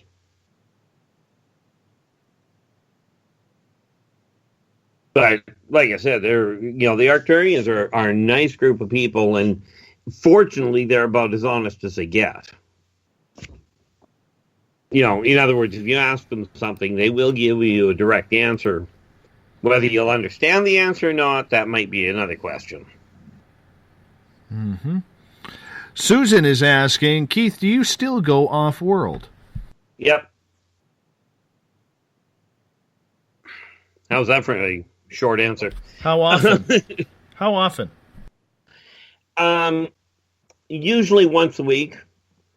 Sometimes I miss a week at this point. There's so much going on that I've had to straighten out on mine, in my own world, that I sort of had to put a priority there, but we're getting things back on track. And a lot of it's still a case when I go of trying to help the off-worlders, the consortium itself, understand why humans are doing what they're doing, because what they're doing doesn't make a lot of sense to most of the off-worlders. Don't get me wrong. They've been observing it for centuries, like they've been observing the human race for centuries. But the human race is pulling some pretty stupid moves lately from the off-worlder standpoint, and in all fairness, from many human standpoint. But most of the time, it literally boils down to, well, I got friends off-world, which is a good reason to go for a vacation on occasion. Paul from the UK is asking, Keith, have you ever been to the Pleiadian galaxy? If so, what's it like? But well, been to their galaxy, the answer is yes. Have I been onto their home planet? No. Well, that's not true. I've been on their home planet, but I haven't been on their home planet without a protective suit. Because much like purebred Pleiadians will die on Earth, Terrans have the same problem on their planet. But a lot more, it's got their architecture, when I talk about it being seamless, I mean it is literally seamless. They are very... The planet itself has kind of an odd hue. I'm just trying to figure out what the best way to put it is. I almost want to say the best color that I can call it would be sort of green. But it has to do with the content of the atmosphere. And in all fairness, I don't know the chemicalogical configuration of the planet. So I can't tell you that side of it. Frankly, if we were to talk to Preacher, he could probably give us an idea of what would be in the atmosphere to change the hue to that. Because we know that the sky on Earth is blue because of something in the atmosphere. So, and again, I don't know the particulates on this planet either. But when you look at they have a much more, I guess the best way to put it is it's a very smooth, a very flowing architecture, and it's literally designed to capitalize on the solar wind, or not on the solar winds, but on the atmospheric winds. Their entire power system is built into the architecture. So where mankind has power systems, power centers, dams and nuclear generators and what have you, in the Pleiadian system, the energy is literally generated throughout the walls of the buildings around the planet. When we're talking free energy, that's where they get it. And it's not, when we talk about it being free, nobody pays for it, including the manufacturers, because all they do is they built the architecture, so the architecture does it. It's kind of like here, when you put a wall up, it holds things in place. Well, it's the same idea. It just capitalizes a little better on it. All right, let's go to Joseph's question. He is asking, Keith, is it possible to travel back in time by traveling through dimensions? No. You cannot, period. You just flat out can't go backwards. Second of all, and this is where we run into an interesting problem with dimensions. It may be an issue, and I suspect it's an issue of terminology. But in all fairness, from my understanding, first and foremost, you're traveling through different vibratory rates, different atmospheric densities. But in any event, you still can't go back in time because of the fact it doesn't work that way. The only place you can go forward in time, but if you go forward in time, you can't get back to where you started. Because again, you can't go backwards to start with. You know, the hard part for people that humans seem to have with it is they're caught up in the idea that if a mistake is made, maybe we can correct it retroactively. And there's an old saying that is all too true, which goes, you can't undo that which is done. Okay, so backwards time travel does not work. Okay, you can certainly tear somebody apart by trying to get them to go backwards. But that's in the here and now, and they just won't live to get backwards. Makes sense? Preacher is asking, what does the Orion Nebula look like in real time currently? Well, that,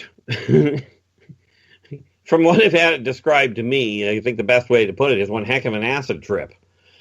Never having done acid myself, I can't speak to that directly.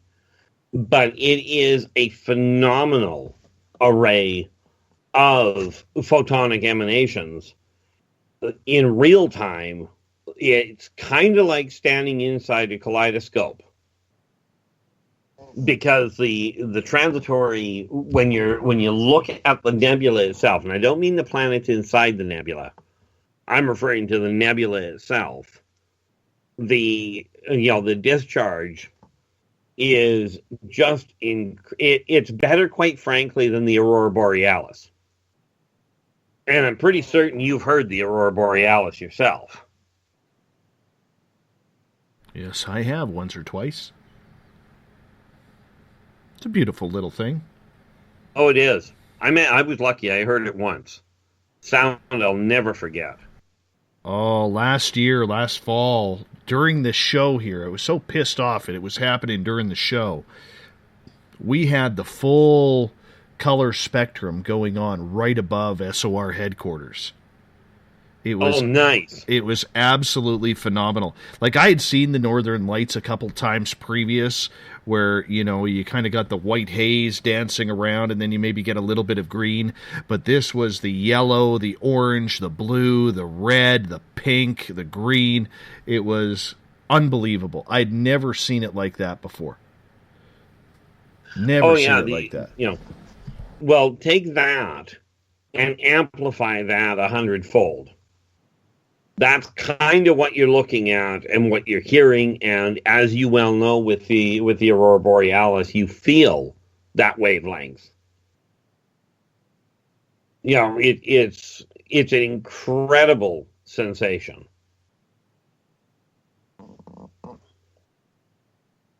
Let's get to John's question, where John is saying, what are the Pleiadian planets like? Well, that's where, Pleiadian planets, aside from the atmosphere being completely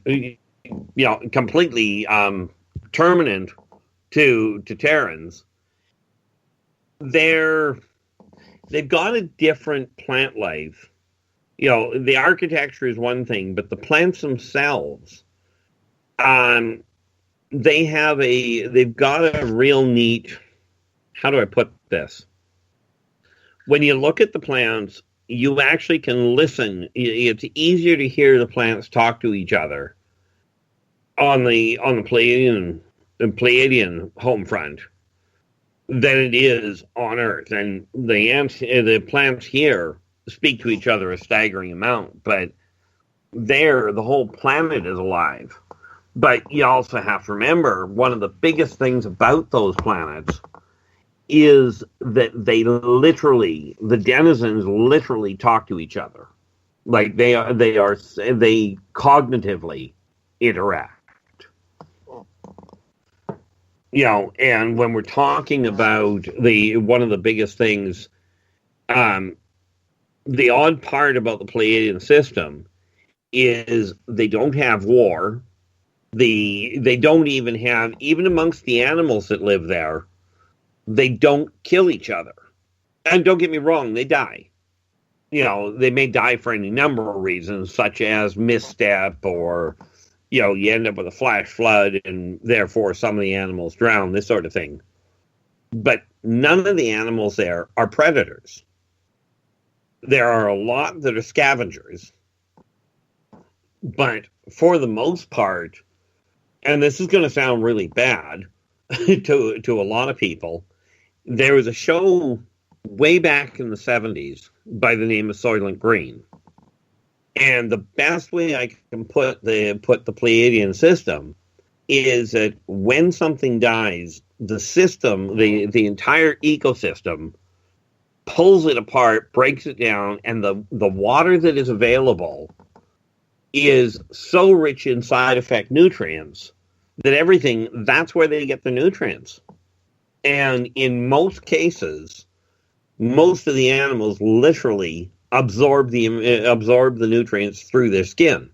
This is one of the things with with Pleiadians themselves, is they will absorb the nutrients straight through the skin. Net result, you bring them to Earth, and what we've got in this atmosphere is anything but nutritious. And of course, well, why would that kill humans? It's because it's too pure for the human body to translate to work.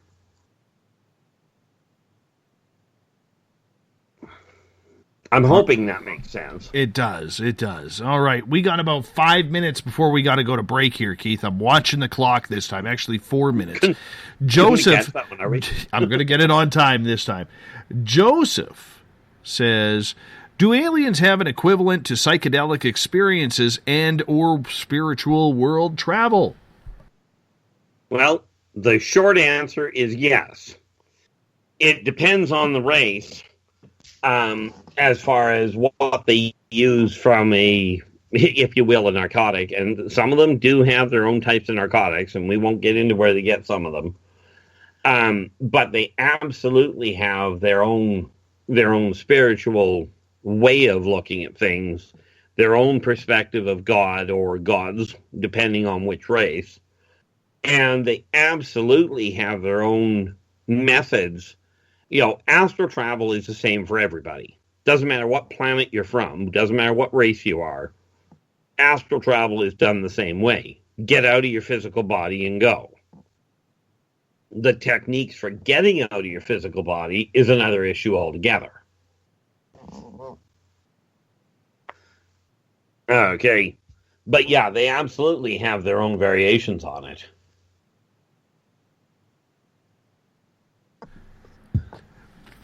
All right, let's get to another question here. This one comes from the Guy. Guy is asking, the nutrients are organic life. How else would these nutrients not rot and become putrid?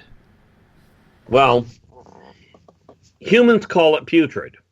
But when you actually run it through, once it goes through the system, it breaks it down enough that because it's not like they sit and eat a carcass or eat a plant that is breaking down. They go after the ones that are completely broken down already. That's the difference. Mankind sees decay as putrefaction. In all fairness, it's not. It's a transitory life stage. But you don't eat it when it's in that transitory because there's too much in the way of complicated material, of complex. But understand, because of the fact they don't have the pollution on the planet in the first place, the carcass that drops isn't full of all of the real negative garbage that is there if you're dealing with pollution. You still have your amoeboids and that sort of thing that are breaking the organics down. And depending on the race that's eating will determine at what stage of breakdown it gets eaten. But that's how that works. Mm-hmm. Mm-hmm. We got about 1 minute left. 1 minute before we got to go to our final break of the night. Keith, you know, when you talk about the Pleiadians, I actually did a channeling session with Samantha Mowat. Oh, this is going back probably 3-4 years ago now. And when you were describing the land that you were seeing with those buildings, I meant to ask you at that time, because I channeled what she felt was her homeland, and I saw the buildings at about, miles in the air. They only showed me one building, but it was miles in the air, like 5-10 miles in the air, and it was like an aquamarine color surrounded by gold. Does that make sense to you? That makes total sense. That'd be that funny green color that I couldn't quite put a name on. Yeah, I was wondering about that because they didn't let me see any of the planet, just this building. And when I was describing it to Samantha, she was like, "That's the building." You know, she had seen that building before, but they didn't let me get close enough to see any of the beings. It was kind of cool. The gold would be where they're getting the energy transfer to run things. Right. Okay, my friend, you hold on. We're going to step out for our final break of the night. Our Keith Andrews is here the first Friday of every month with the ET Connection. Keep your questions coming in the chat rooms on Twitter. Really appreciate everybody's questions tonight. You guys are doing awesome. We'll have more with Keith right after this.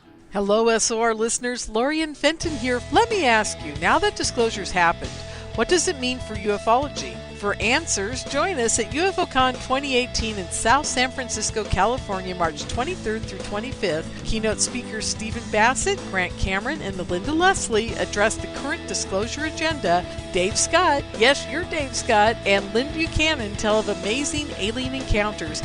Get your tickets at caufocon.com. That's caufocon.com. Are you tired of being blocked, shadow banned, or placed in jail for simply posting your thoughts on social media? Social Media Freedom can take care of that for you. Social Media Freedom is the newest and one of the best free new apps that allows you the freedom to post what you want, when you want. It takes seconds to download from your app store. Come join the tribe at Social Media Freedom. It's time to set yourself free. The first annual Caribou Paracon is happening September 28th to 30th in the 108 Mile Ranch, British Columbia. Brought to you by the Canadian Society of Questers and Spaced Out Radio. Come listen to our featured speaker, Grant Cameron, along with Elizabeth Anglin, Paisley Town, Mike Moran, Eric Cooper, and more. It's a 3-day supernatural adventure at the Spruce Hills Resort and Spa. Tickets for the weekend are $150 Canadian. The Caribou Paracon, celebrating everything paranormal. A timepiece is a reflection of who you are, and what better way to show off the real you than with an Escape watch? Escape is a lifestyle brand accessorizing your days and nights. Choose to escape and create the life of discovery that you deserve. Dream, play, unite with your own personalized Escape watch. Head to escapewatches.com. There is no time like the present to enjoy your escape. Use promo code SMF2017 for your 20% discount today. Looking for a place to advertise at a very reasonable cost? Look no further than Spaced Out Radio.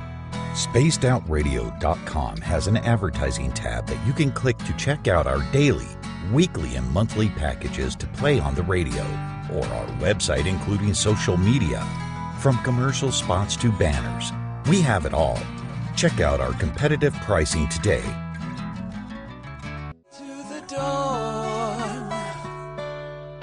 We're lighting the void on Saturday nights on Spaced Out Radio. Hey, this is Joe Roop, and I'm hanging out in SOR headquarters every Saturday night, bringing you the latest news when it comes to the weird and strange. Bigfoot, occult, UFOs, ghosts, and everything in between, I got you covered. You can tune in to spacedoutradio.com starting at 9 p.m. Pacific, midnight Eastern Time. Come travel into the void with us on Spaced Out Saturdays.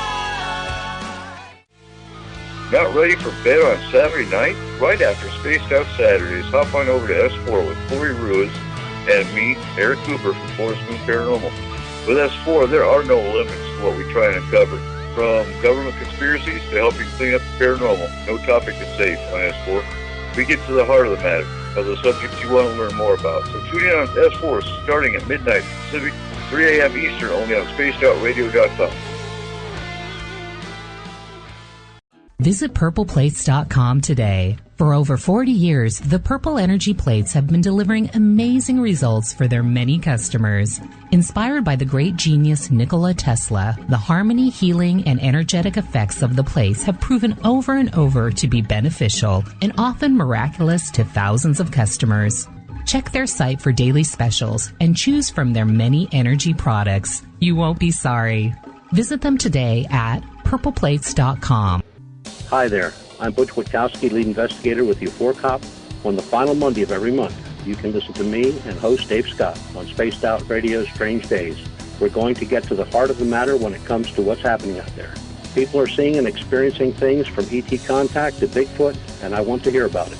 Your experiences are what we investigators need to help solve these unknown mysteries. So tune in at spacedoutradio.com to the final Monday of every month from Butch Witkowski's Strange Days. This is Eric Markham, news editor for the Spaced Out Radio's The Encounter Online. We have put together a great team of writers and journalists from all over the world to bring you top-quality paranormal stories, from alien encounters to the latest conspiracies. You won't find any of that fake news here. True stories and top-notch reporting as we look to bring these experiences to the mainstream. The Encounter Online, only at spacedoutradio.com. Do you want to know the truth? Do UFOs exist? Are aliens real? Are the governments hiding the biggest secret in history?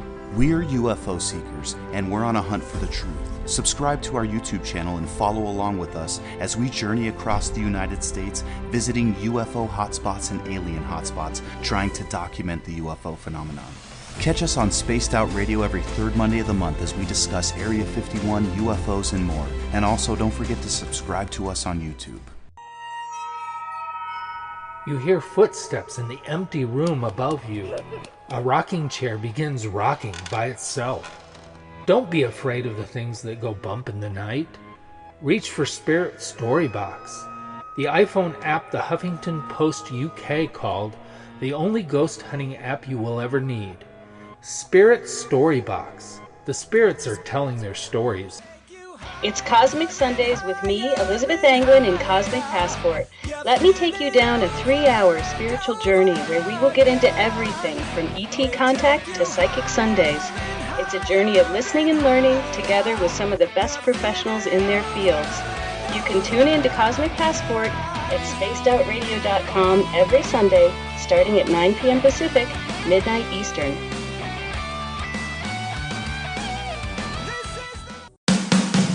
The views and opinions expressed by tonight's guest and topic of discussion do not necessarily represent the official policy or position of Spaced Out Radio, Spaced Out Weekend, Spaced Out Radio Limited, its hosts, syndicated carriers, or anyone associated with this broadcast. You're listening to Spaced Out Radio with Dave Scott. Follow Dave on Twitter at Spaced Out Radio and hashtag Spaced Out Radio, and on Facebook, Spaced Out Radio Show. Now, back to the program. Welcome back to the third and final hour of Spaced Out Radio tonight. I am your host, Dave Scott. Great to have you with us. I'm heading off into the wilderness after this show. Going to find my Zen and my Chi out in the snow. But that's okay. I'm leaving the keys under the mat for SOR headquarters.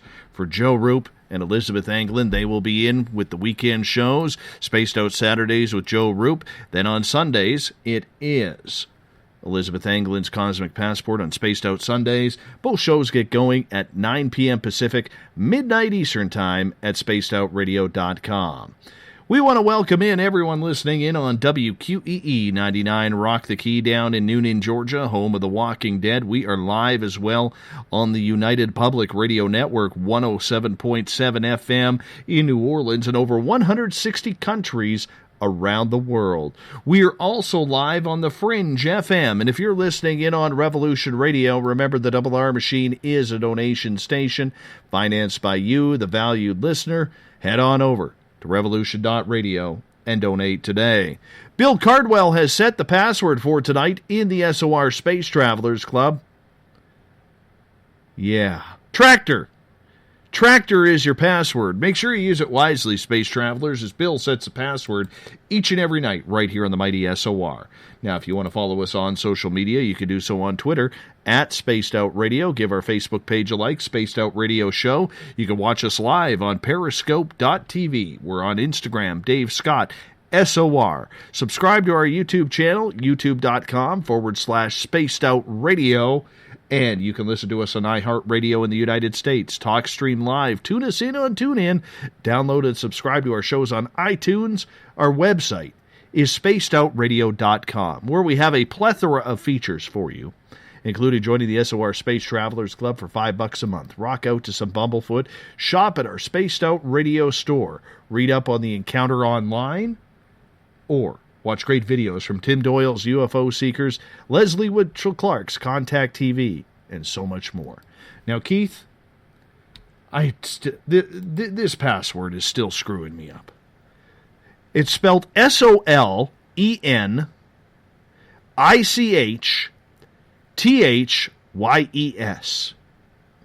Solenictus. Solenictus? Yeah. Solenictus. Solenictus is your password for tonight. Use it wisely, Space Travelers, as Bill sets the password each and every night, right here on the mighty SOR.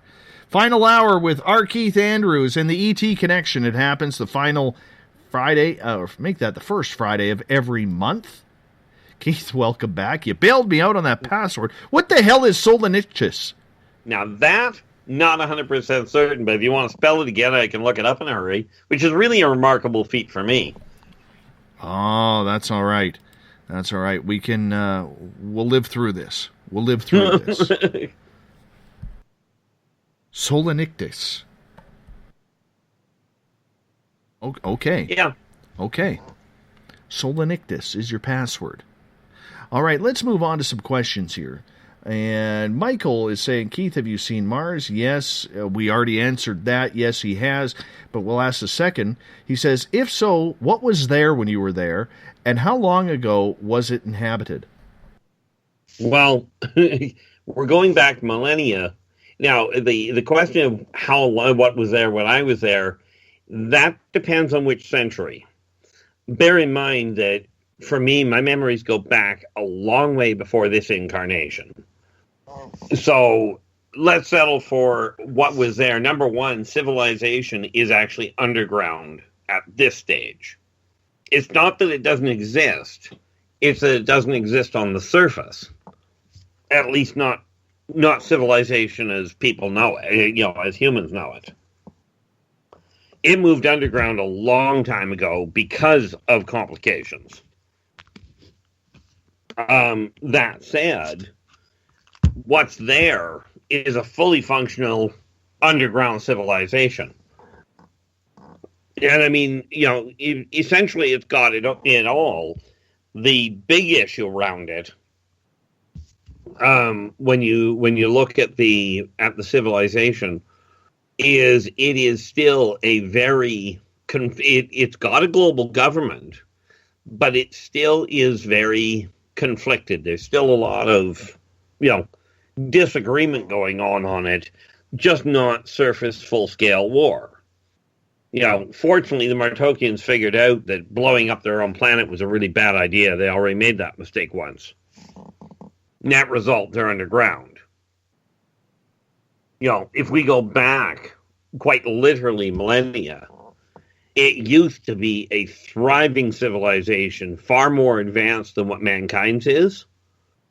But we are talking millennia back, which is why when we're talking, things here on Earth, they've lasted for 35, 40,000 years. When I'm talking about these guys being a long time back, we're talking in excess of 100,000 years in the past, where they were actually surface dwelling.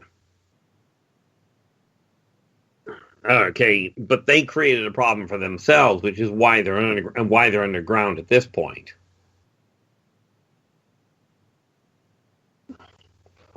Let's go to another question here. This one comes from John in Spreaker. Would the Pleiadians be able to survive on Earth without the pollution?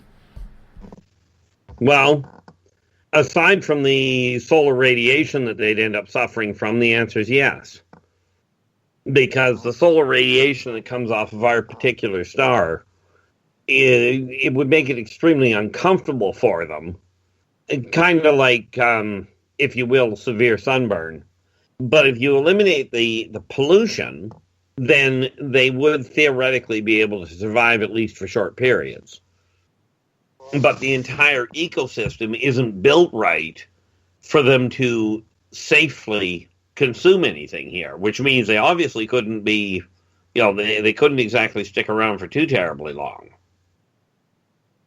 Of course, we are talking about an issue of having the entire planet cleaned up. And that might take a few years.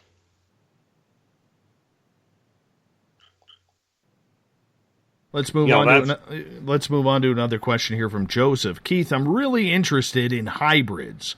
Can you tell us more about them, maybe things we may need to know for the future?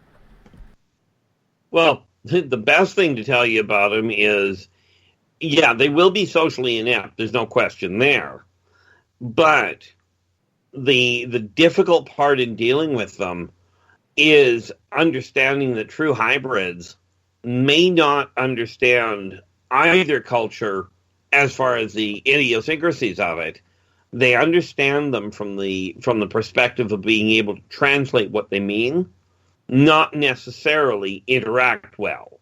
So if you run into a true hybrid, the odds are it's going to seem clumsy as all get out in regards to social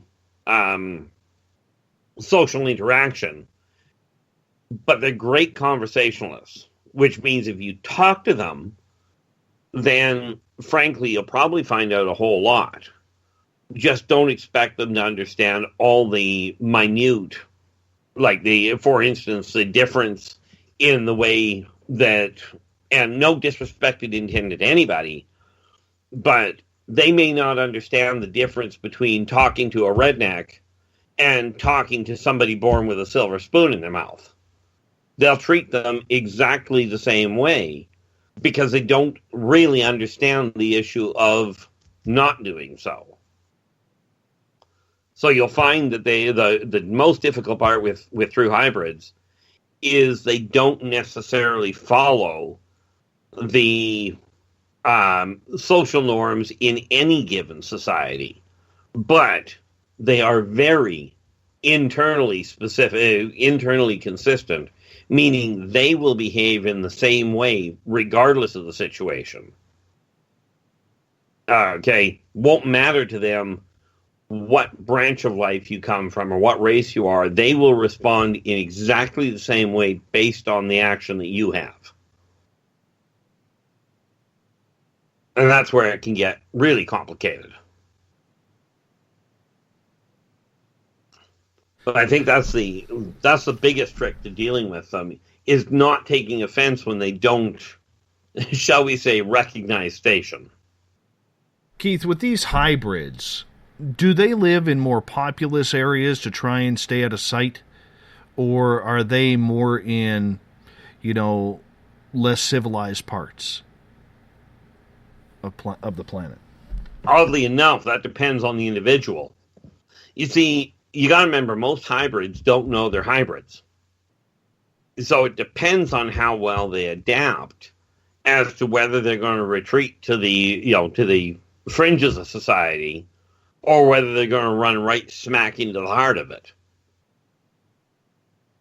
But that is very much an individual base, because with them not knowing they're hybrids, they may well feel something different.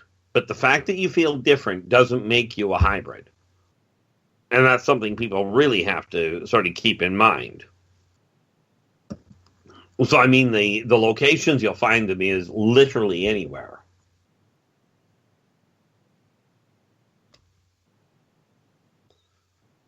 It's kind of like asking where humans tend to congregate.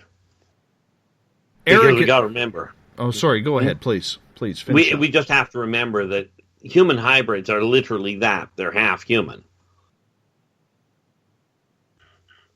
So they're still governed by that side of it. Let's get to Eric's question here. Eric is asking, when you consider efficiency of keeping your living environment stable, living underground should be the norm, should it not? Well,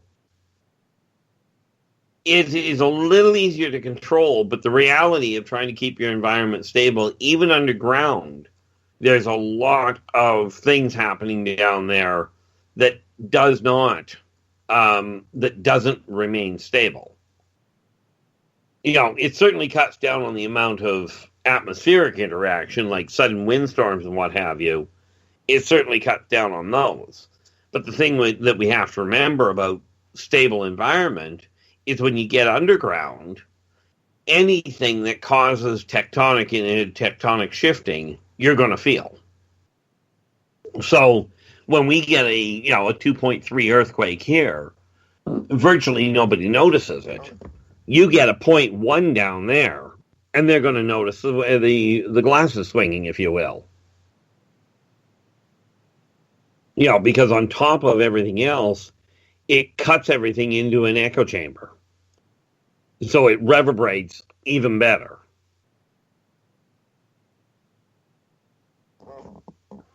Lois is asking, who pilots the Silver Sphere craft?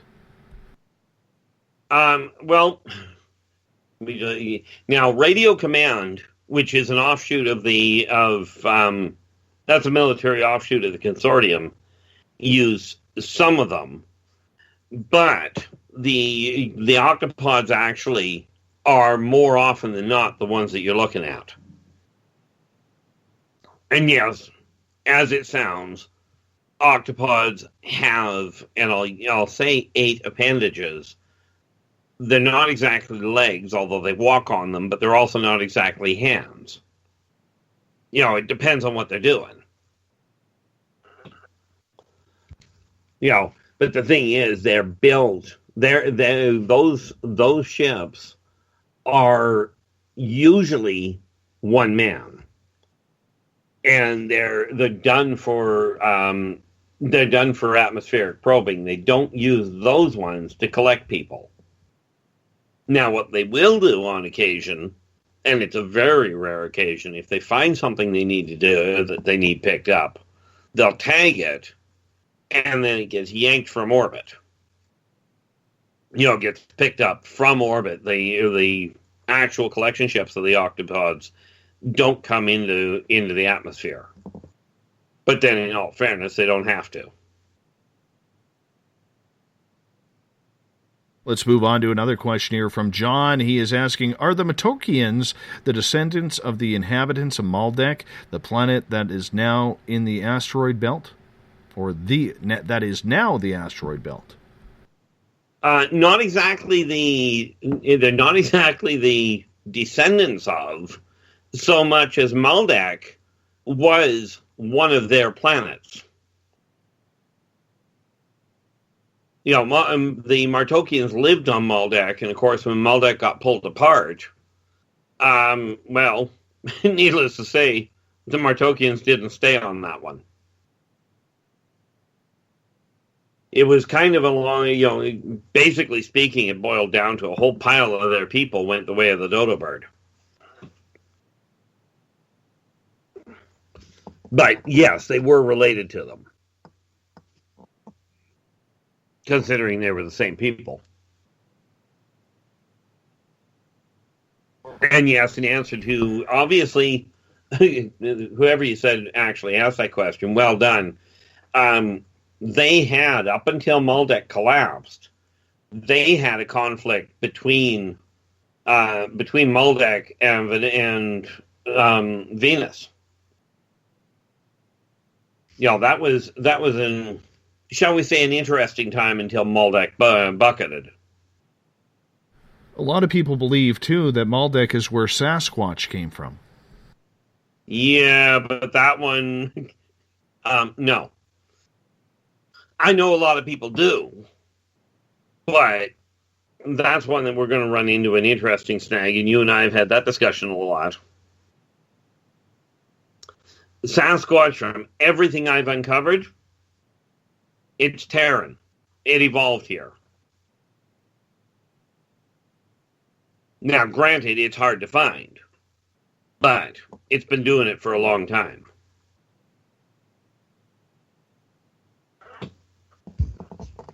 I think we'll still agree to disagree on that one, my friend.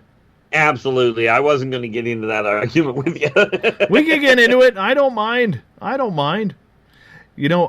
I said, I don't know if Sasquatch is from here or if it's from out there. All I know is from my own experience, something strange happened, which was, right before the roar, I saw the pixelation with one other person in our group of 4. And that's what trips me out about it. Because I do believe that Sasquatch does have some sort of, special abilities, shall we say, that are not of this earth. I don't know how else to put it. I really don't. It's a good way to put it. And, I can give you an answer, but,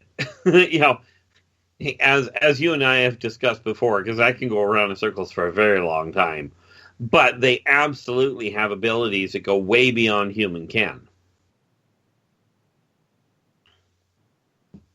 That much is very much I think both you and I can agree on that one.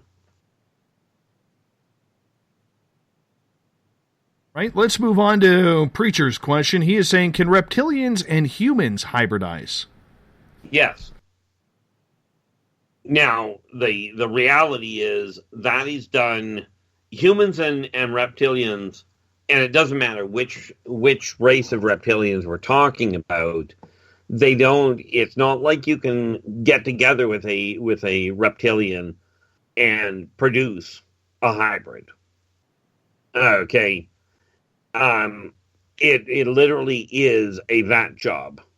But once it is hybridized, they're not sterile. So what you can do, and this has been done, you take a human and a reptilian, and if the couple want to have a child, they can go to the hybridization clinic, if you will, and through deliberate modification, they end up with a hybrid child. Okay. It's kind of, and of course, there's a lot of people that talk about, well, I ended up with a reptilian and ended up with a child because of it.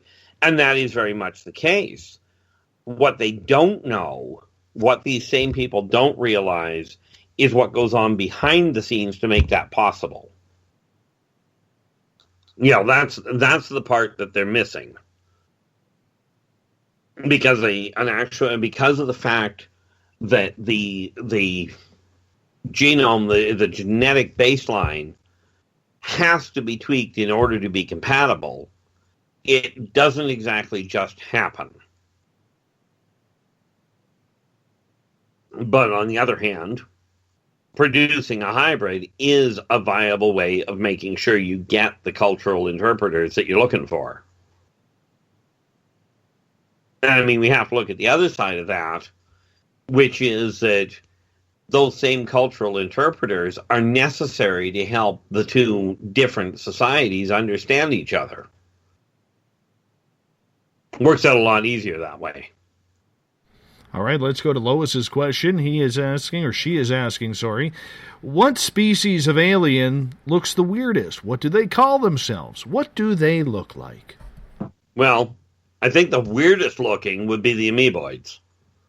And as far as trying to explain what they sound, what they call themselves, yeah, good luck with that. Because even, much as I understand what they're talking about, trying to replicate their language with this body just doesn't work. But the reason I call them amoeboid is because they do not have an actual physical form. The best way to describe them is for those people that have actually watched Deep Space Nine, the old Star Trek offshoot. What the heck was his name? Udo, the security chief. Right. When he's in his natural form, that's what they look like. Their ships are such that a human could not pilot them because there is no way for the human to do it. No other race could pilot them either, by the way. Because they don't have a form, so they go wherever they want. They literally flow wherever they need to. But that's probably the weirdest one. The octopods look odd, to say the least. When you look at elementals, they're strange, but I think realistically, likely the amoeboids are the oddest looking. Your era elementals are an interesting bunch, but to me, they don't exactly look weird. And that's where I run into a little bit of a problem there. Where do they live? But I think that's probably the weirdest one. Where do they live, Keith? The amoeboids? Yeah, since we're talking about them. About, roughly speaking, just trying to figure out here, if you head for Sirius and go about another 100 light years, straight over, like if you draw a straight line from here to Sirius, like to the Dog Star. Then you hang a left at XM? Not quite, but you're close. Okay. No, you go straight over the horizon on your way through the Dog Star to roughly another 100,000 light years. Okay. And, it's out around that area, so it's not like they're exactly our neighbor. All right, let's go to Joe's question, and Mr. Oob is asking, is it possible that the aliens have a long-term breeding and hybridization program going, so that way they can take over Earth by breeding humans out of existence? Well, considering you use the term possible, the answer is yes, it is possible. But if that were the actual case, frankly, humans wouldn't exist. We'd already be, the human race would already be gone. So is it technically possible? Yeah. Is it probable, or is it occurring? No. Fact of the matter is, we're still here. Okay, and that's the only way I can answer that one as far as I'm aware. People have to realize, if any individual race wanted to take over the Earth, wanted to wipe humans out, nobody would be asking the question, because nobody would be alive to ask it.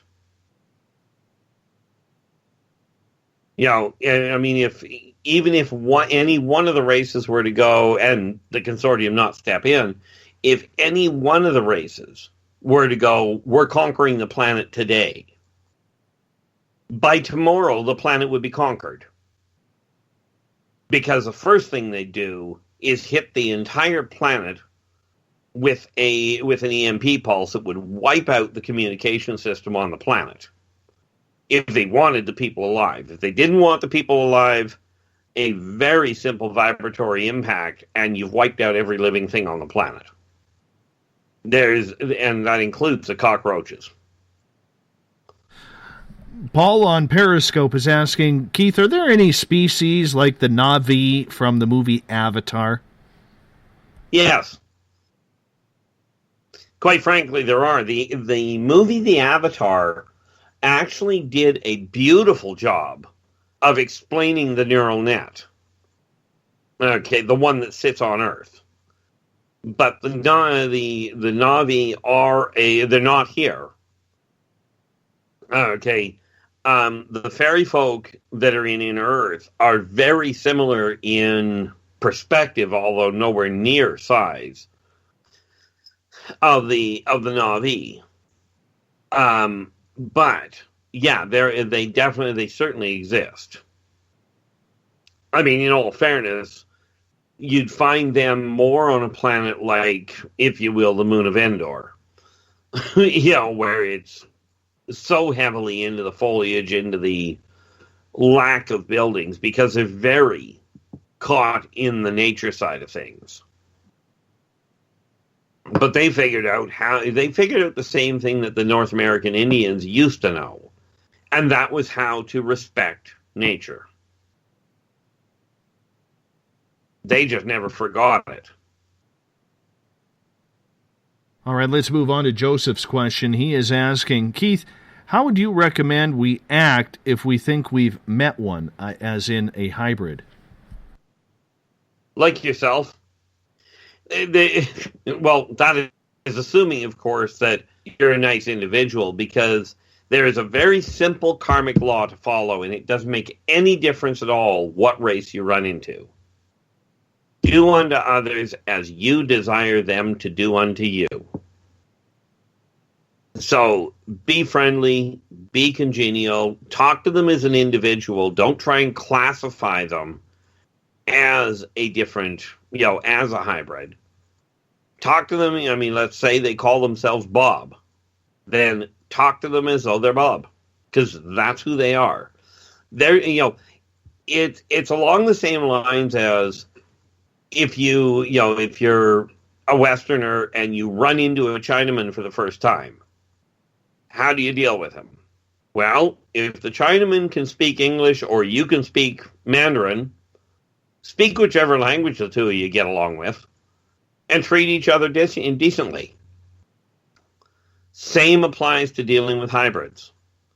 If you treat them decent, on the whole, they'll treat you decent. They are not perfect either, so you will get the occasional one that's a doorknob. But the real key is to treat them the way you desire to be treated, and you'll find you get along with them quite well. Preacher has a question for you. He is asking, reptilians and humans can have recreational sex? I would have thought the hardware would have been incompatible.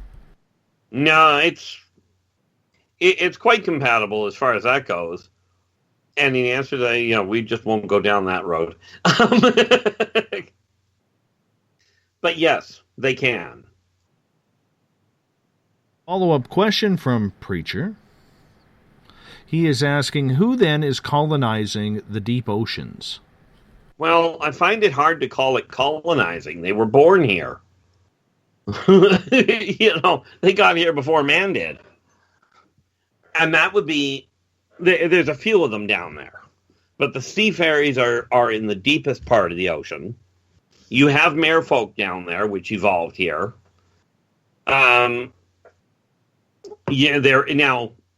They aren't all from here. The Quatwa are an amphibian race that didn't start here, but in all fairness, they're not exactly colonizing so much as making do.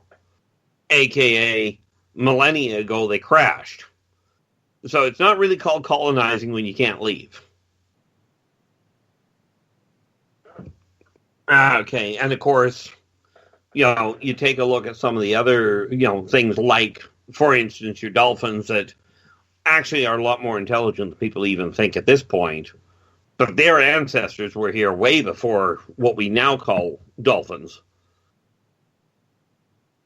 But it's not there are some races that have managed, that do have landing sites there, landing sites underwater. Okay, the Greys, for instance, do. They've got landing sites underwater. There are some of the other ones. The Galactic Consortium has actually established a few. The Nordics, because of the fact that they're tied up with the Greys, certainly have ways of getting in here. Okay. So are there bases set up? Yes, but the actual civilizations are by the sea fairy. They're underwater fairy folk. And of course, you do have a number of water elementals, fire elementals, and air elementals that happen to have moved in. But it's not like they're colonizing. Got to say sorry to Rob on Periscope. Aussie Rob catching me chewing my pen. He's giving me heck for it, so I apologize. I hang my head in shame right now. I do apologize. As long as you're not chewing his pen. Yeah. Well, he's in Australia, so it'd be difficult. All right, let's go to Joseph's question. He is saying, are we living on a prison planet? Are humans deliberately cut off from the larger universe? Not even remotely correct. I know, I keep hearing people telling me that there's a quarantine around the planet, and no, there isn't. Think of it this way. If there was a quarantine around the planet, if everybody was trapped here, how would we have so many abductions taking place? Because that's one heck of a security breach. So, no, mankind is not stopped from leaving. Mankind just hasn't figured out entirely how to do it in a functional fashion, because mankind is still too interested in shooting each other instead of pooling their resources to make things work properly. But no. But we're good at it, man. It's all about freedom. Freedom! Well, mankind's already left Earth. It's just not en masse.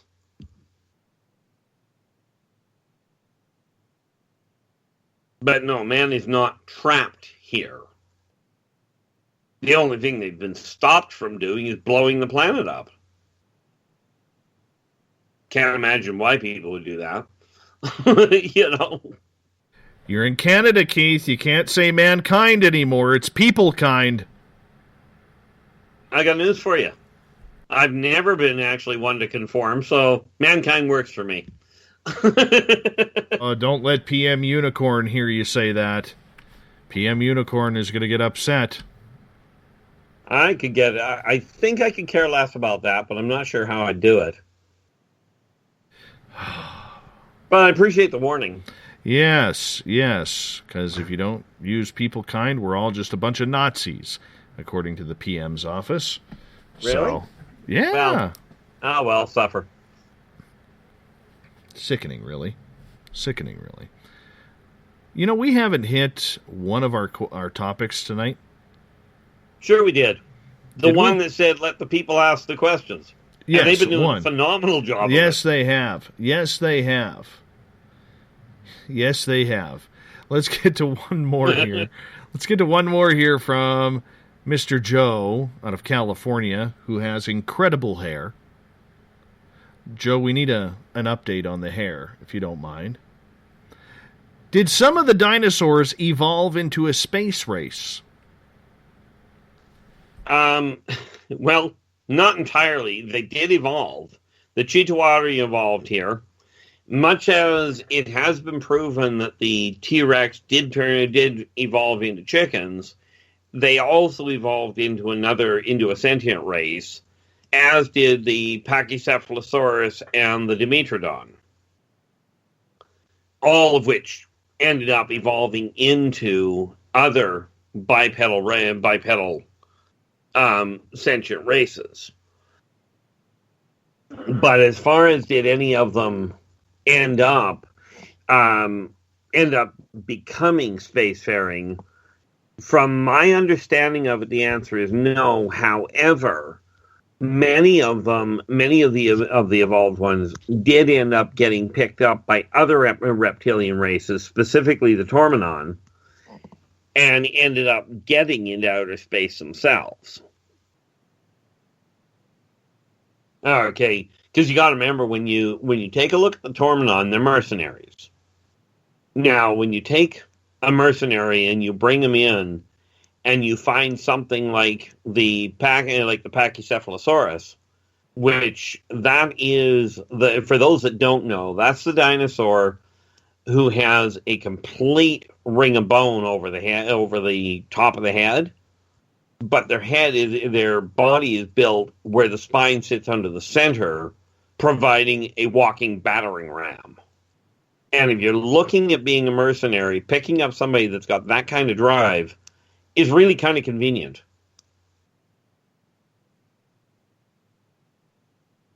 But they didn't, like I said, they didn't exactly develop into a spacefaring race as in get technology up to that level. That's one big ship to get the dinosaurs out of here, man.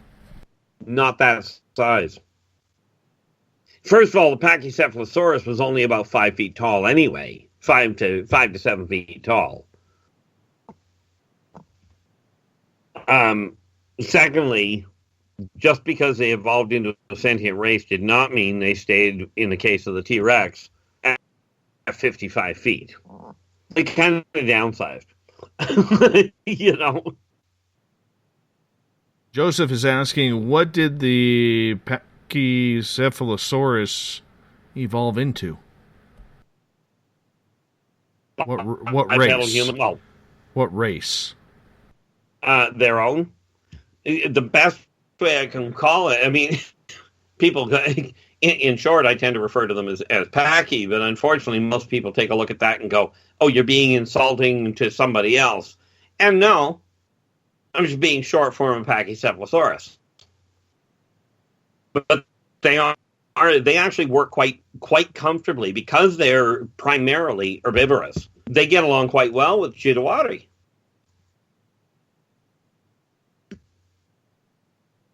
Okay. You know, but I mean, it's not like they evolved into all they ended up doing was evolving to the point where the tail isn't there. You know, they still have the reversed legs, which gives them incredible running speed. And of course, their skeletal system, at least their spinal system, is still one of the nastiest weapons. Picture your headbutt from that thing, it'll break every rib you've got. I'd take a steel chair to it. Then I'd jump on its back. Yeah, that's not going to go well for you. Slap on the camel clutch, break its back, make it humble. Just like the Iron Sheik used to. That's what I would do. All right, let's move on here because we got to do the thought of the Dave coming up here pretty darn quick. We need a Carl update. What's new in Carl's land? Well, let's face it. We know where Carl comes from. And everything that I know of about what he's up to, you know, he's still putting up with flack for showing up on your doorstep in the first place. It wasn't so much he wasn't supposed to go there. Yeah, I mean, he wasn't supposed to, but the problem was that you saw him. And the reality behind that is that's what you get when you find a gray that is truly has a true sense of curiosity on top of being a scientist. Because at the time you were getting into some really interesting topics, and of course it caught his attention, but he wasn't supposed to he wasn't supposed to get that close. He was supposed to simply report what he had observed, what he had picked up, as far as what he could hear. Okay. He wasn't supposed to come up and try and get a look at what you were doing, which is kind of counterproductive when you think about it, when you're looking at trying to understand things. Okay, he just took the whole idea of it, and so he's still dealing with that little issue. And yes, he does get to go on trips periodically, but you got to remember their lifespan is such that you leave it alone for 10 years, it's nothing. It's kind of like you go home to bed for an hour. You know, but on the plus side, at least he's still floating around, as we know from just a little while ago there, a few months back. It's just he doesn't, he's stuck doing a lot of, shall we say, isolated work where he can't, where that curiosity streak can't get him in too much trouble. Primarily because they don't let him go anywhere. Not on the whole, anyway. So you're saying Carl is in timeout? Essentially, yes. What the hell? What the hell? You got him in trouble.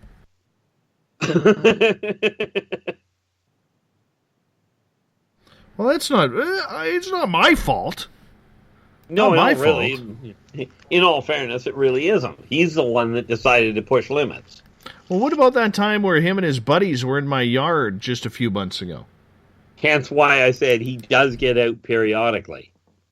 Oh, by the way, you'll be happy to know this, because in true human fashion, he didn't come down here on an authorized trip. He and his buddies jacked the ship to come down and take a look at what you're up to. Now, I heard that Carl doesn't actually like being called Carl. Well, yeah, but unfortunately, and this is something I've tried to explain, to him anyway, whether he likes being called it or not, you can't pronounce his name. So he's going to have to get used to the fact that it's just not going to work the way he wants it to. Because you're not, and frankly, neither am I, capable of formulating his name. It's just not going to come out. I know. You work with what you got. I know, but, I will never, ever forget that clicking sound. And I will never forget, I was on the phone with you, and, I hear this clicking sound going up my driveway. There's one up my driveway, one in my backyard. And it sounds like a conversation. And then they went silent. I get you on the phone, and the first thing you say to me is, by the way, have you heard any weird noises? And I'm like, yeah, some clicking sound. And then you did the sound. Does it sound like this? And I'm like, that's it. That's the one. It was absolutely trippy. And then it happened right after we said that. The guy in the backyard clicked. So yeah. It was just weird, man. It was absolutely weird. Yeah, your reaction was rather intriguing. I wasn't moving. I wanted to see them. They weren't having any of that. In all fairness, you probably did see them. The problem with it is, because of the way that they operate, you have to look for what's not there more so than what is there. And what I mean by that is, they aren't, because they are a corporeal creature, right? Even with their reflective wall, there is with their camouflage, there is a field variation around them.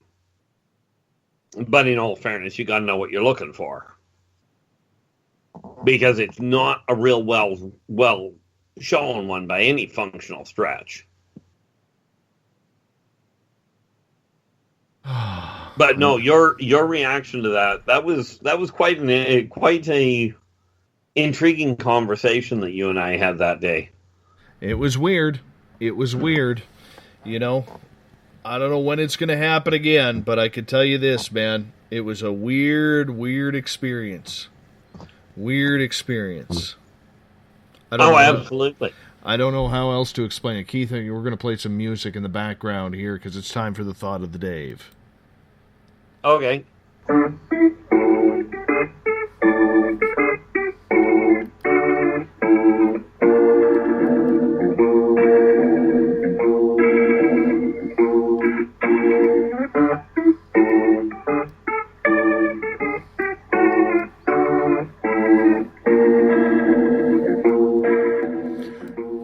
The Thought of the Day happens every night at this time, where I post a question earlier on in the day on my Facebook page, and then I allow you guys to come on in and tell me what you think. So today's Thought of the Day question is, what is the closest you have come to ET contact while awake? Now, I'm not saying spiritually awake, I mean awake, like we are right now. We're all awake, some more than others. Isn't that right, Tess? Look at you in Periscope right now. Anyhow, the question today, once again, what is the closest you have come to ET contact while being awake? Now, obviously, we're not going to ask Keith this question because he's been face-to-face numerous times. Let's start off with Chris. She says, I actually had an alien in human form come into my place of work explaining her job she was doing in this area, telling me how she looked over the human body, where she came from, and the name of her race. I wasn't afraid, but I definitely knew she was different. She was pleasant. I know it sounds unreal, but it really did happen. Now, you remember Chris and Brent from the hotel we stayed at for Eric Cooper's Paracon. Yes. It happened at that hotel. Not surprising, really. What did you let in there or leave there that they had to pick up, Keith? That's what we need to know. Blame for a lot of things, and that ain't one of them. All right, let's go ahead. Although that was one of my most enjoyable trips amongst humans, that's for certain. All right, let's go to Scott. He says, how about face-to-face conversations, both ethereal and physical, taken on a mission where they destroyed an asteroid that passed over my village all the way to Maine's northwest border with Canada? I have had medical procedures done by them. I have been taught things I would not have the background to understand. Traveled out of the solar system with them. I have been told things you are too young to know. Sound familiar, Keith? Oh, yeah. Definitely. Oh, we want to say a quick shout out to our Swedish listener, Paul, in the chat room right now. How you doing, Paul? Thanks for joining us, buddy, all the way from Sweden. Good to see you there. All right. Let's say Tessa states, a Foo Fighter coming down my back fence at a walking pace just 4 feet off the ground, only 15 feet away from me. I put down my baby, opened the sliding back door, and took one step out into the snow. Just then, something told me to go back in, so I stepped back in. I shut the door and called my family over, as they might think I was crazy had they not seen it for themselves. Both my daughters and I saw the same thing. In an orb 3 feet in diameter with rolling liquid fire throughout it. My husband saw a glowing bat slowly flapping its wings. We were all amazed yet troubled as to why we were seeing something different. Glowing bats? Is that possible?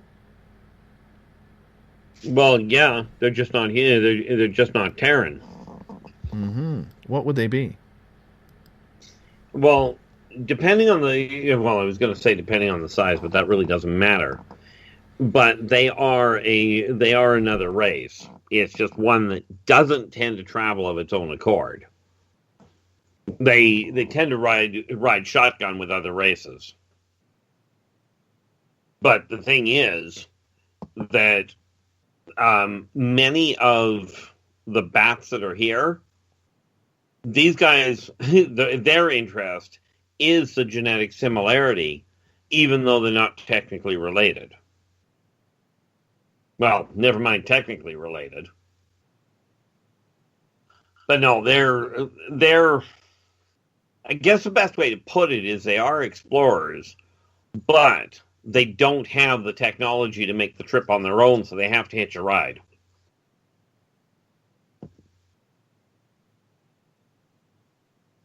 That's why you don't find many people getting abducted by them, because, well, let's face it, they're just not good at it. All right, let's move on to another one here. We got, Let's see here. David saying, while packing my tools into my truck years ago after landscaping grass cutting jobs, I noticed something in the shadows of a tree with low overhanging branches down the road a bit from me. Thought, why is this kid watching me? Then thought, man, that kid's head is kind of big. Things were eerily quiet as well, if I remember. I lost a bit of time as well.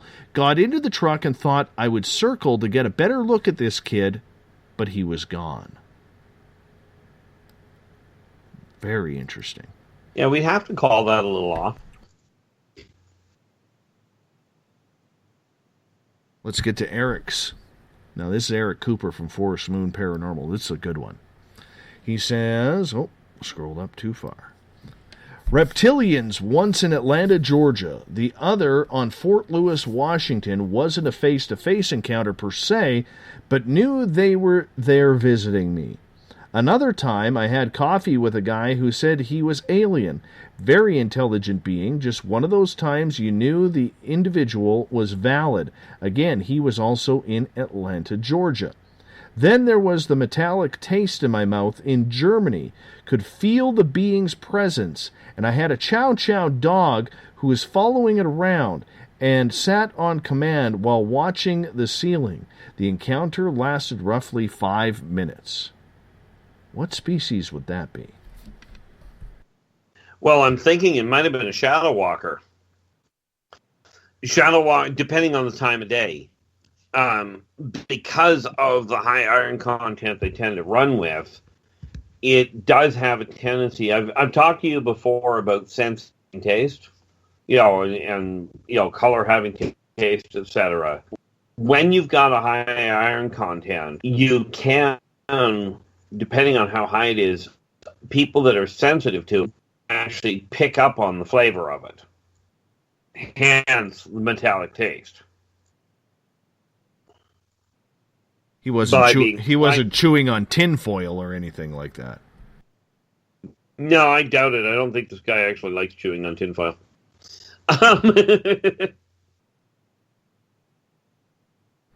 But no, I'd be inclined to say it's probably a shadow walker.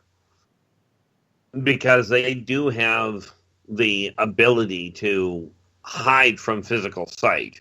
And, if the dog was sitting down staring upwards, the odds are very good the thing had pinned itself into the corner and was just hanging there, as it were. All right, let's move on here, my friend. We got one more here that we are going to get to because that's all we have time for tonight. And this one comes from Kevin. He says, they came last night. Turned my statue backwards on my mantle. I am the only one who has access to my apartment. Therefore, I know they were there. And they confirmed with me this morning via Twitter. Yes.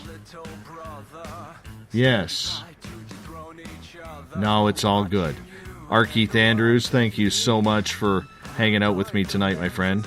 Appreciate that. Well, thank you so much for having me. It has been a phenomenally interactive show. Thanks very much to the guests, to the listeners. Just fabulous job there, Dave.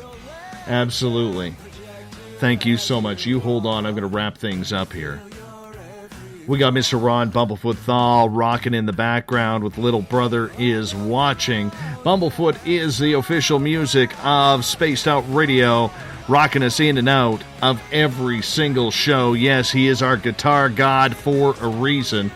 I am heading off into the wilderness for the weekend to find my Zen and my Chi, but don't worry. We got great programming here for you all weekend long. Saturday night, Spaced Out Saturdays, Joe Roop is in the cabin. And then on Sundays, it's Elizabeth Anglin's Cosmic Passport right here at SOR headquarters, spacedoutradio.com, 9 p.m. Pacific, midnight Eastern time. They get going. I will be back on Monday. My guest will be Alex Mistretta. We're talking about MUFON. Were they really bought out by Robert Bigelow? Get ready for a power show on Monday. I look forward to it. I want to say thank you to everybody watching live on Periscope. Everybody who is at work, at home, in their cars, hanging out with us tonight. Everybody in the Spreaker chat room, on Twitter at hashtag Spaced Out Radio, and on Facebook in the Veterans Club. You know who you are. Thanks for a great week. Thanks for sharing the show, sharing our posts. That's how we're getting bigger and better. And we got some good news coming down the pipe very, very soon. Because together, my friends, we own the night. I'll talk to you on Monday. Mr. Bumblefoot, we need a favor. We need you to take us home. Here we go.